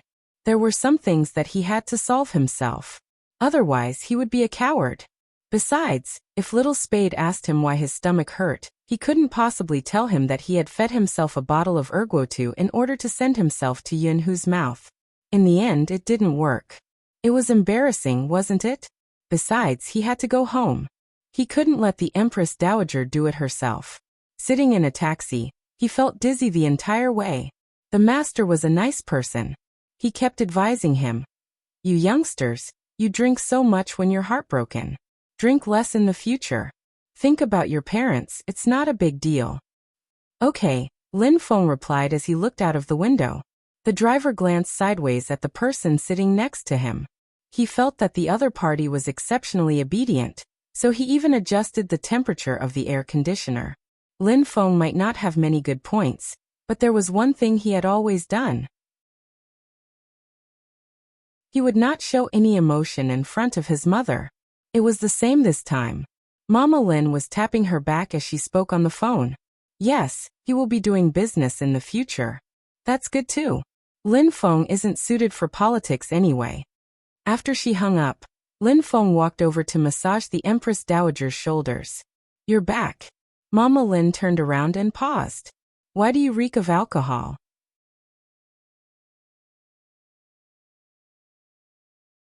Chapter 1021. Lin Feng smiled brightly. Supreme Alliance 1. I'm so happy that I drank. Look at you, you're already so old. Why can't you learn from Yin Hu and be more mature? Mama Lin nagged, but her eyes showed how much she liked her son. Alright, you must be feeling terrible after drinking. Go drink some hot water and sleep. Lin Feng replied. After drinking the hot water, he walked upstairs. After he threw himself onto the bed, the aftereffects of the alcohol became stronger. It wasn't a stomachache, but a burning sensation. Something wasn't right with his entire being. A long time ago, he knew that he had to work hard to catch up to that person since he wasn't smart and Yin Hu was too outstanding. That excellence had nothing to do with his family background. Ever since he was young, Yin Hu had received more praises than anyone else. His mother had always treated him like the son next door and educated him. At that time he had been rather happy. His brother was outstanding because he was outstanding. But from now on, he probably wouldn't be able to catch up to him. Now someone else had gone overseas with him. He had stayed here. That wasn't too bad. He still had things he had to do. Lin Feng curled up in his blanket, glancing at a spot in the corner of the room before closing his eyes. Qin family's house, second floor. When Bojio woke up, there was no one beside her. The light on her phone was blinking. She swiped the screen and saw a missed call from Lin Feng. Bojio stood up on one leg and dialed the number. It rang for a while but no one picked up. When the call ended, Bojio frowned and sent him a message. Team Beauty, what's wrong? He replied instantly. Nothing, I was just sleeping. I wanted to celebrate with you but I'm too tired now. I just want to sleep. Bojio glanced at the reply and typed a few more words. Let Almighty Yin celebrate with you. Lin Feng replied. MMH. He only replied with an MMH? That didn't seem like someone's style. Bojio had wanted to ask more. The door was suddenly pushed open. It was movie Queenin, and behind her was the director who had wanted her to act in a movie. The director's eyes lit up when he saw Bojio. Mr. Fu, I would like to extend my sincere invitation to you to participate in our movie. Both your aura and the way you play are perfect for the hacker in the movie. I guarantee that you will accept our description of the character. Honestly, Bojio was still in a daze. She had originally thought that the first thing she would see after waking up would be the Almighty's handsome face. He didn't see the Almighty, but he saw the director. Bojio pressed down on her silver hair, wondering where the Almighty had gone. Movie Queenin wanted to laugh. The child definitely didn't know what kind of state he was in. She looked slightly adorable, as if she wanted to find her ice-cold boy as soon as she woke up. The considerate Movie Queenin couldn't let them keep searching. She smiled and said, Your brother Mo went to discuss business. Let's talk about the movie, what do you think? Bojio wanted to reject him. The international director spoke again. Our filming location is in America. You can treat it as a free trip. Go and have a look first. We will depart 3 days later. Don't rush to give me an answer. Young man, think about it again. Bojio's fingers stilled. Then she smiled. There's no need to think about it. I've decided to accept it. The international director almost thought that he had heard wrongly. After all, the young man had always been very nonchalant about this matter. He could tell that the young man was not putting on a show. He really did not want to take on this movie, nor did he want to be popular. Why did he suddenly agree to it so readily? Bojio had been thinking of ways to kidnap the Almighty. It wasn't practical to do it in China. The Almighty would probably know her identity before she could even make a move. With the Qin family's protection, it would be impossible to kidnap the Almighty. But it would be different in America. There would be a lot of room for maneuvering. At the very least, the security for a private jet wouldn't be as strict. That way, it would be easier to kidnap someone. More importantly, it would be easier for people to accept her going overseas in this manner. 3 days was enough for her to wrap things up. Fu Zhongyi's side had probably been whittled down. He was probably just left with some shares. During the shareholders' meeting the day after tomorrow, she would personally take back everything that belonged to He Honghua. Other than the shares, she would also take back her pride. After that, Bo Jiu could return to the Fifth Avenue with peace of mind. Filming in America wasn't just an excuse to kidnap the Almighty, it was also a buffer for He Honghua. Bo Jiu knew how much He Honghua doted on her. If she disappeared suddenly, He Honghua wouldn't be able to take it. She could choose not to tell anyone about her true identity. But when the time came, she had to tell He Honghua. Because in this world, there wasn't anyone more qualified than He Honghua to know the truth. But she had to wait until she returned to the Fifth Avenue. If not, He Honghua would be in danger. This was what Bo Jiu had always wanted to avoid. That was why she had to return to the Fifth Avenue. Her father was right about one thing. She couldn't have anyone close to her. It was too dangerous. The fake Z was just one side. There were more sides and more dangers. She couldn't let He Honghua be in such an environment. It wasn't just He Honghua. There was also Feng Shang, Yao Yao, Uncle Yin, Lin Feng, and Almighty Yun. Everyone who was related to her. Once her identity was exposed and the fake Z found out about her existence, the people around her might not be able to protect themselves. She had to catch the fake Z. But the battlefield wasn't here. It was somewhere else. Before that, it was important to plan properly. She had to kidnap the Almighty and treat his hand. Where's the script? Bo Jiu smiled. If it's a hacker movie, I'm interested. The international director relaxed. Come, I'll send it to you. Take a look really. Trust me, after this movie is completed, I'll definitely make you the Prince Charming of the nation. Bo Jiu caressed her nose and didn't reply. After all, she had never imagined that she would be filming in her lifetime. I don't have any acting skills, I won't have a lot of scenes, right? The international director, who had wanted to add scenes for the youngster, felt a little upset. No, but who said you don't have acting skills? The commercial you filmed was really good. Trust me, you will definitely be popular in the future.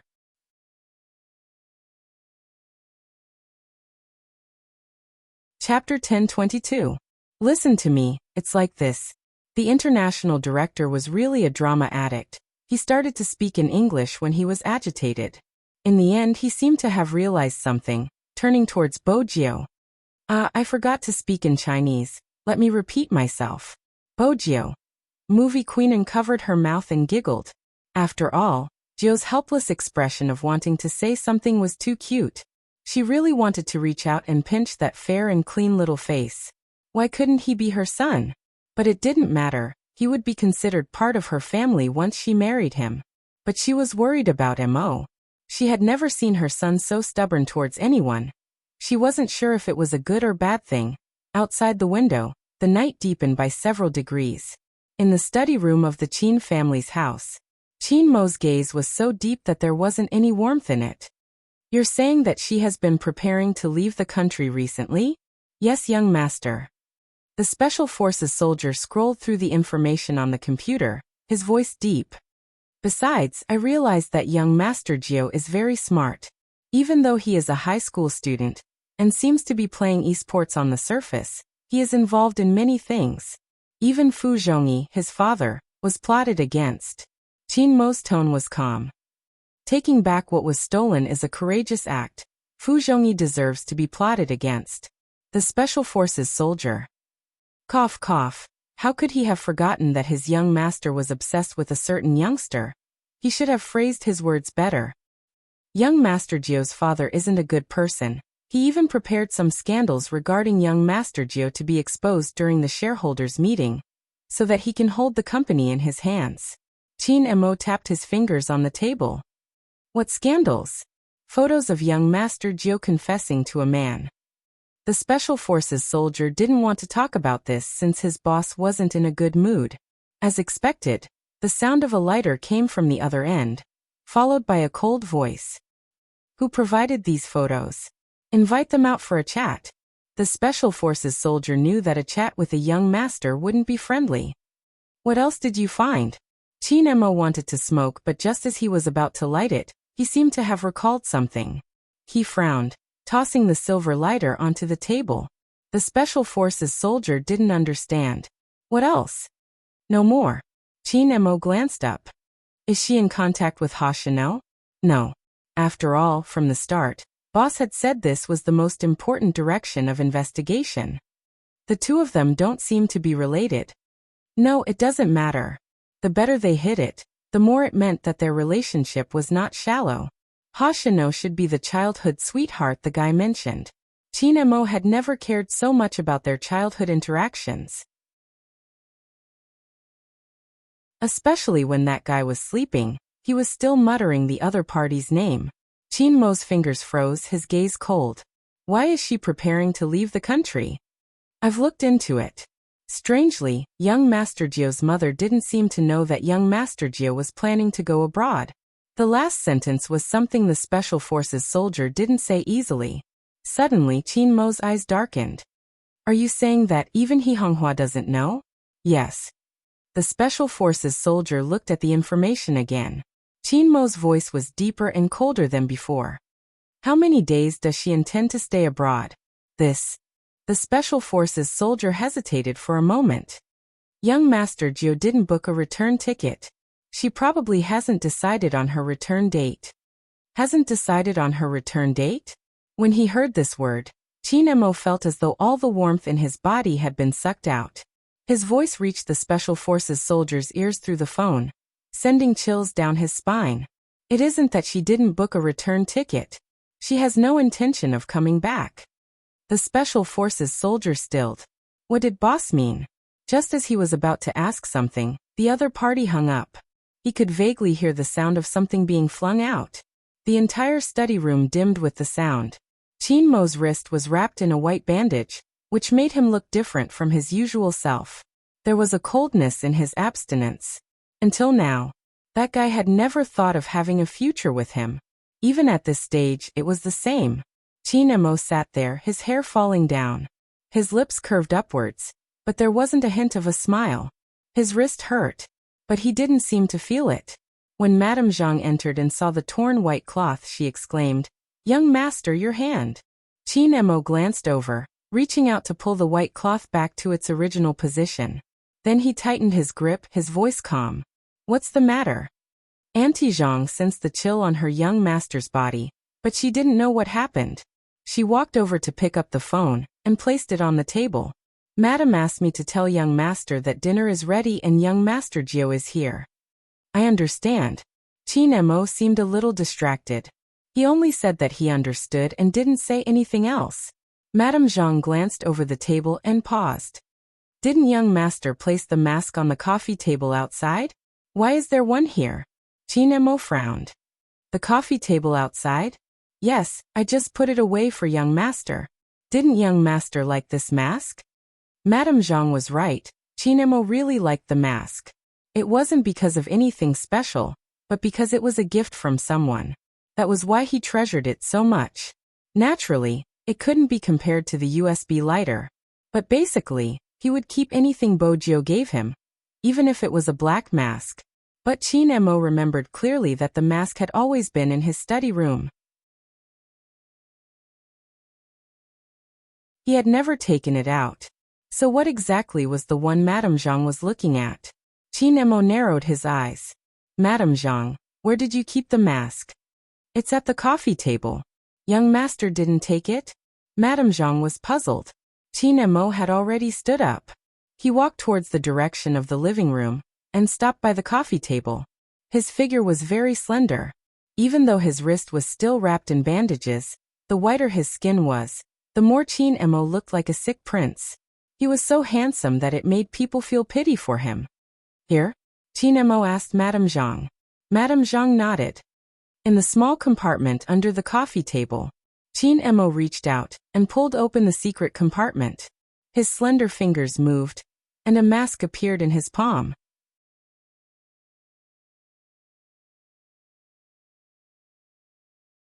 Chapter 1023. It was indeed the same.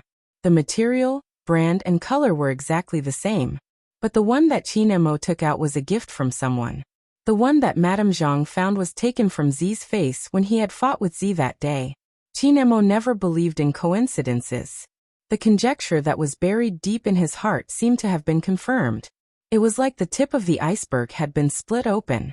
It was a familiar style of doing things. It was the same hacking skills. Even though she had toned it down, the first time he had met her in the game, the reason he had noticed her was because her methods were similar to Zi. And the way she stood in the darkness, her hands stained with blood but her eyes glowing. The determination to give some people a voice regardless of everything. The arrogant look that didn't care about anyone. The dazzling disguise technique. The feeling that she gave people was gentle, but when she lowered her eyes, there was a cunning smile on her face. All of these were Zi's unique traits. He knew, but he didn't want to admit that she was Zi. Qin Emo stood there, his fingers tightening around the black mask in his hands. Madame Zhang didn't know what had happened. But this was the first time she saw her young master like this. There were obvious fluctuations in his emotions. His eyes started to shake violently. She didn't know what was going on. At this moment, the three people upstairs finished discussing the script and walked down. Bojio's legs were long and she walked in front. Ever since she woke up, she had been looking for her brother Mo. When she saw the tall and slender figure, her eyes lit up. She smiled and called out, "Brother Mo!" In that instant, the international director had an illusion. Why did it feel like there was a tail behind the youngster? The youngster had always given him the impression that she was evil, untamed and hard to control, or mysterious with a layer of fog in her smile. But it had never been like this. How should he describe it? Little loyal dog? This must be his illusion. However, this illusion didn't fade as time passed. The silver-haired youngster walked towards the man without a word. Her clear voice carried other emotions. "Brother Mo, what are you looking at?" Auntie Zhang wanted to say something. Qin Emo glanced over and pushed the drawer inwards. Instantly, there was nothing in his hands. When he straightened his back, there wasn't a hint of emotion on his face. Nothing. Bojio arched a brow, but didn't continue asking. The moment she saw his handsome face, Bojio only had one thought left in her mind. She was going to kidnap him, and the Almighty would definitely be furious. However, she also knew how to coax people. When they reached the main house, she would ask Grandfather Butler to make more delicious food for the Almighty. She remembered that her pet loved to read since he was young. Before she went back, she would ask the butler to buy some books. Otherwise, her place would indeed lack a cultural atmosphere. Also freshly ground coffee. She knew how to do that. However, the Almighty's skills were a problem. In order to avoid any unpleasantness between the two people, she had to prepare some medicine. The more Bojio thought about it, the harder it was to please the Almighty. Unlike her, she loved money. Even the Almighty couldn't be bought with money. Bojio wouldn't do the same stupid thing she had done when she was younger. He wanted to see if there was anything that the Almighty liked. Bojio thought about it seriously. Qin Emo glanced at her. He didn't mention the mask and pretended as though nothing had happened. He reached out and pulled the youngster over. He tidied the youngster's hair and asked calmly, "Are you hungry?" "MMH." Bojio smiled again. The international director was dumbfounded. He glanced at Movie Queenan as though saying, "You're not going to do anything about it?" Movie Queenan smiled elegantly, explaining everything.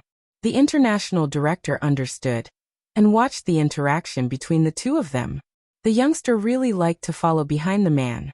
She was even saying things like, "Brother Mo, I want to eat meat. I've been craving meat recently. I don't know why, but after some thought, I think it's because my body is growing and I need meat." Qin Emo glanced over, maintaining a distance between them. "When aren't you craving meat? You even use your body to hide your nature." The youngster smiled. She didn't say a word and dangled a lollipop. "Make it spicy.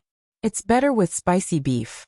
Qin Emo had walked into the kitchen and was mixing the ingredients. The international director was shocked. He had known his good friend's son since young. He had always been polite, but not everyone could get close to him. At that time, It wasn't that he hadn't thought of poaching Qin away. But Qin Mo had only replied, "I'm not interested in acting, but I'm interested in film investments. I can work with you in this aspect." At that time, Qin Mo had been 17. He had been able to control the entire scene at such a young age. It seemed to have something to do with his background, but at the same time, he was really noble. He would never have imagined that he would be mixing ingredients for someone. When Qin Mo picked up the chopsticks, he glanced at the youngster again. His gaze was unreadable. Bojiu was confused. She blinked, the tear mole at the corner of her eye glowing brightly. Qin Mo dipped the chopsticks into the seasoning in the wooden bowl and brought it to the youngster's lips naturally. Bojiu leaned over and tasted it. She narrowed her eyes like a cat. Delicious.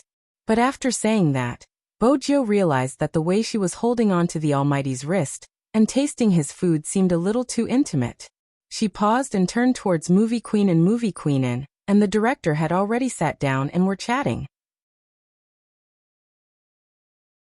They probably weren't paying attention to them. Bojiu took a second bite. She couldn't waste it. Qin Mo watched as the youngster stuck her tongue out, his gaze deepening. But this time he didn't do anything. He placed the bowl down and rejected the intimacy. His voice was calm. "I'm going to make a call. Eat first, don't eat meat all the time. I'll get Madame Zhang to keep an eye on you. If you don't have any vegetables, do another physics test." Bojiu.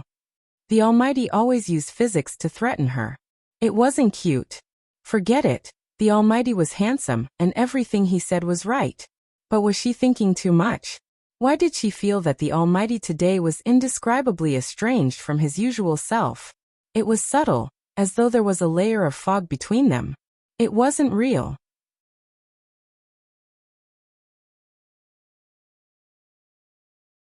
Chapter 1024. Qin Mo returned to the study room. The first thing he did was to look at the information he had gotten previously.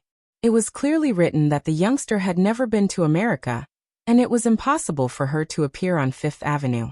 But the contact at the plaza that day, Qin Mo was certain that it was Z and that she wasn't an imposter.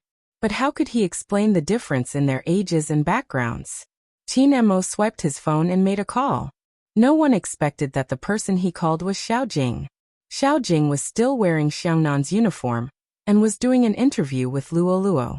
Before the results of the competition were out, all the media assumed that Xiangnan would represent China in the Asian Cup. But now that Supreme Alliance was the winner, it was inevitable that they would encounter such problems. After Xiaojing replied, his phone rang. The camera swept across his screen. When he saw Qin Mo's name, the interviewer was stunned. What was going on? Didn't they say that Qin Mo and Xiaojing couldn't get along? Could it be that the rumors online were true? These two almighties were a love-hate couple? Luo Luo already knew that the two of them were in contact privately. She laughed lightly. "It's a call from the official couple. Hurry up and pick it up. I'll be here." Xiaojing didn't bother about his teammates' words. His demeanor was extremely important at this moment. He stood up and said, "Excuse me." Then he walked to the corner and picked up the call. "Hello. The question I asked you the other time." Qin Mo didn't beat around the bush. The side of his face was sharp from the light. His tone was calm. "Other than the appearance of a second personality, there is another possibility." "What is it?" Xiaojing didn't expect him to bring up the past. He paused. "The other possibility is more ridiculous. You might not believe it." Qin Mo didn't speak. It was obvious that he was waiting for his answer. Xiaojing spat out 4 words. "Soul exchange. Soul call." Qin Mo froze. He frowned subconsciously and laughed. "You know I don't believe in such things." Xiaojing also knew that this was very hard to believe. "My research topic involves this aspect. It sounds a little unbelievable, but as a research topic, once humans reach a point of convergence under the influence of a certain magnetic field, when one of them loses his ability to think, the other person's memory will exist in this body under the influence of some unknown factors. In other words, the original owner will no longer exist and become another person. This is because what a person looks like is determined by their memory. As for why there will be memory rebirth, I don't think it's clear. After all, this is just a proposal, And such a proposal is too absurd.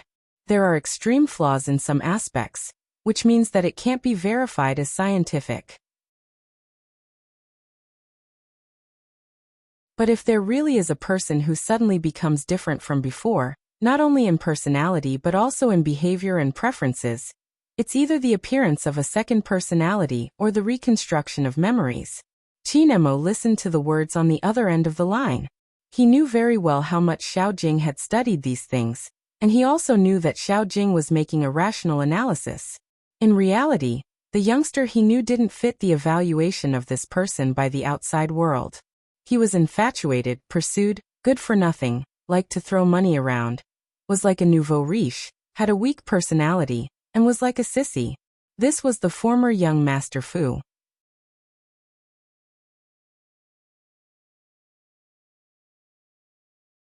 Chapter 1025. It wasn't just that these things no longer existed. According to the information they had gathered, there were many things that were different from the previous young Master Fu. For example, someone who never liked to play online games suddenly became the FC King of Zone C. That kind of hand speed and skill wasn't something that could be learned in a day or two. Another example would be this person's academic performance. In the past, it could be said that it was a tragic sight, unlike now. Other than being weak in physics, everything else was surprisingly good, especially in the subject of English. Also, this person could speak Tokyo's local language in addition to English. Moreover, her beautiful skills were completely different from before. In fact, a certain someone's attitude towards him was very different from before. Even though he wasn't familiar with the person beside him, with Jiang's reminder, he knew that someone used to be crazily infatuated with him and did everything to get him. Not only that, but she also seemed to have good feelings towards other people. He liked to treat people at nightclubs. Even if he spent money like that, his classmates didn't really like him because of his personality. Because there was nothing to like about the former young master of the Fu family. Even his attitude towards He Honghua was expressed in a different way. There was a business gathering. From afar, she could see that the young master of the Fu family saying nasty words in front of so many people. He was despising He Honghua, causing her to be unable to even lift her head. The current person. When he treated He Honghua, he was extremely gentle. Soul exchange? Qin Mo's eyes dimmed and he said, I understand, I owe you a favor this time. As for what we said today, keep it a secret. You're welcome. Invest more money in my research project. Xiao Jing's tone didn't change at all. Of course, young Master Xiao didn't lack money. MMH. Qin Mo replied and didn't say anything else. Xiao Jing added, Supreme Alliance has to compete in the Asian Cup. How's your hand? It's still being treated. Qin Mo suddenly stopped speaking. When he glanced up, he could clearly sense that there was someone behind him. Qin Mo's fingers paused. I have something on, I'll hang up first. With that, Qin Mo stood there without turning his head. What are you doing, hiding there so sneakily? Have I been discovered? She had just entered. Sometimes, the Almighty could be quite troublesome when he was smart. Bojio chuckled. She stepped forward and changed the topic. There's too little sauce, it's not enough. Something unknown surged in Qin Mo's eyes. Then he walked towards the youngster. Qin Mo's expression didn't change at all. Hence, the Almighty's gaze on her made her skin crawl. But she didn't know why. It was an indescribable indifference. However, there was something more to it than indifference. Bojio tried to figure out what was wrong with her. In the end, he couldn't figure it out. Qin Mo stuffed one hand into his trouser pocket and kept his phone. He lowered his lids to look at the youngster's bright eyes when she smiled. No wonder her mood changed when she heard him call her little Fujio. So, the person who lived in this shell had the surname Bo? Z this time.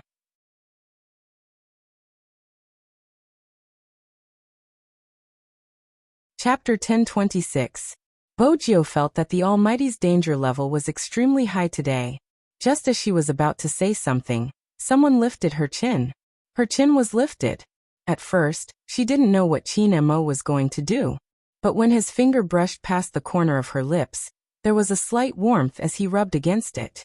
That was when Bojio realized that the Almighty was wiping her mouth. It was as though a gust of wind had blown over. Her surroundings were filled with his familiar scent.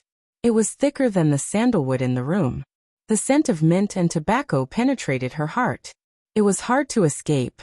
How much food did you secretly eat? You're so dirty. His voice was already pleasant to listen to. And coupled with this kind of smiling words, it sounded even more pleasant. It was a rare sight. Bojo didn't even look up when a kiss landed on her lips. It was slightly cold, but in such a summer day, it was comforting to touch. It was as though the distance she had felt before was just an illusion. Bojo didn't understand. Her eyes were filled with doubt. However, Chinemo pressed her against the doorframe. His originally light kiss gradually changed, as though he wanted to swallow her whole into his stomach. Even his breath was different from usual. The kiss made both of their pulse beat differently than before. The tip of his tongue was numb from the sucking, and his heartbeat was much faster than before. His mind was completely blank, and his thoughts were sucked away. Chinmo's hand was on her waist from behind. Bojo's t-shirt was half opened, her porcelain white waist was exposed.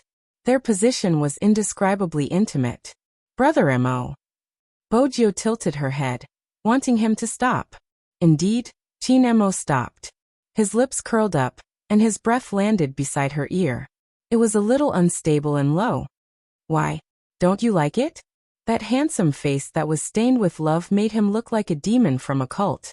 His pitch-black hair was also softer than usual, and that tone of his. Bojo narrowed her eyes and muttered, "Don't use your beauty to tempt me." Chinemo paused.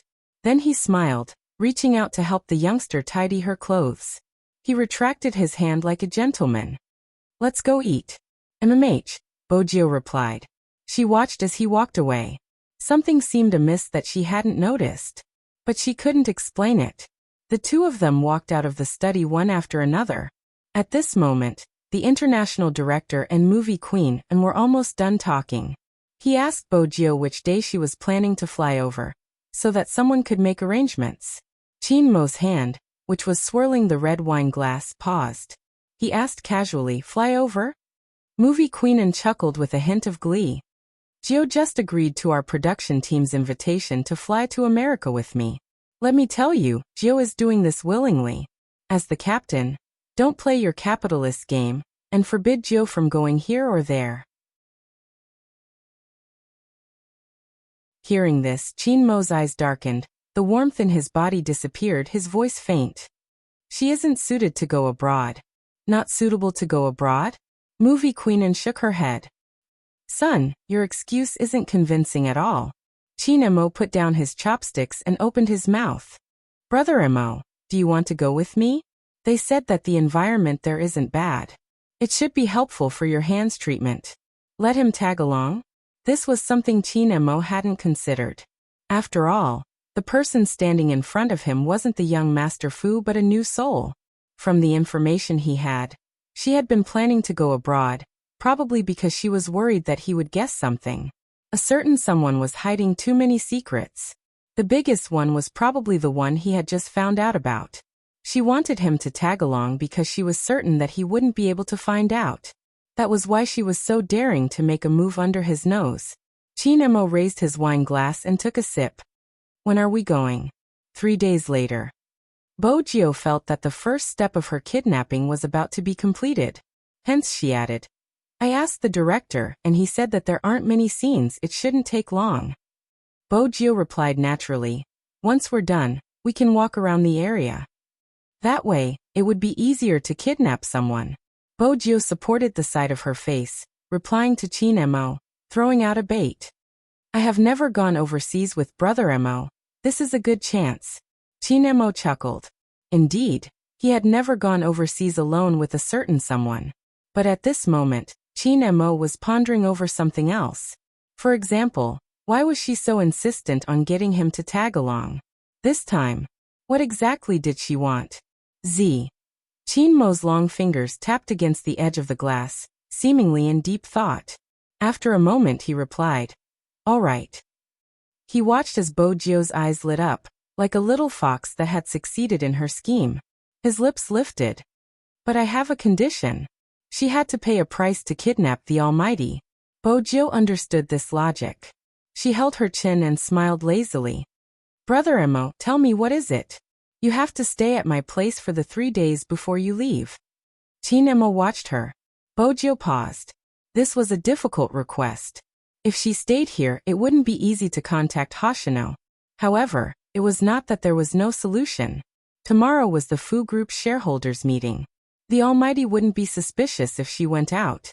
When she realized that Movie Queenin and the others were looking at her, Bojo seemed to remember something. When she agreed, she added, Brother Mo's hand isn't convenient. Do you want me to be a free nurse? Sure. Chinemo knew why Bojo had said that. He swept the youngster a glance. A nurse who sleeps by herself and doesn't care about the patient? I just got started. I'll get better in the future. Bojo laughed heartily, not forgetting to lower her head to eat the rice in her bowl. Chin Emo watched the youngster beside him. She was exceptionally obedient during meals. When she lowered her head, she would be fluffy. When she lifted her head, she would definitely be craving for a particular dish. She was adorable no matter how he looked at her. No matter how accurate Chin Mo's analysis of Z. He had never thought about it. In reality, when the Real Z appeared in front of him, she would be like this. He recalled the first time they fought on the 5th Avenue. That arrogant youngster, who didn't seem to diminish even when she was surrounded by the police, was right beside his hand. As long as he stretched his hand out, he would be able to touch her fluffy head. The corners of Chin Mo's lips curled up slightly. Z, that you're tuning in to the Li Mei's Sword of Destiny YouTube channel. We're so grateful for your support, and don't forget to subscribe to join us on this incredible journey through captivating stories. Your generosity through donations truly makes a world of difference, as it's the primary source of revenue that allows me to expand and enhance this channel for you. Thank you from the bottom of my heart for being a part of this adventure.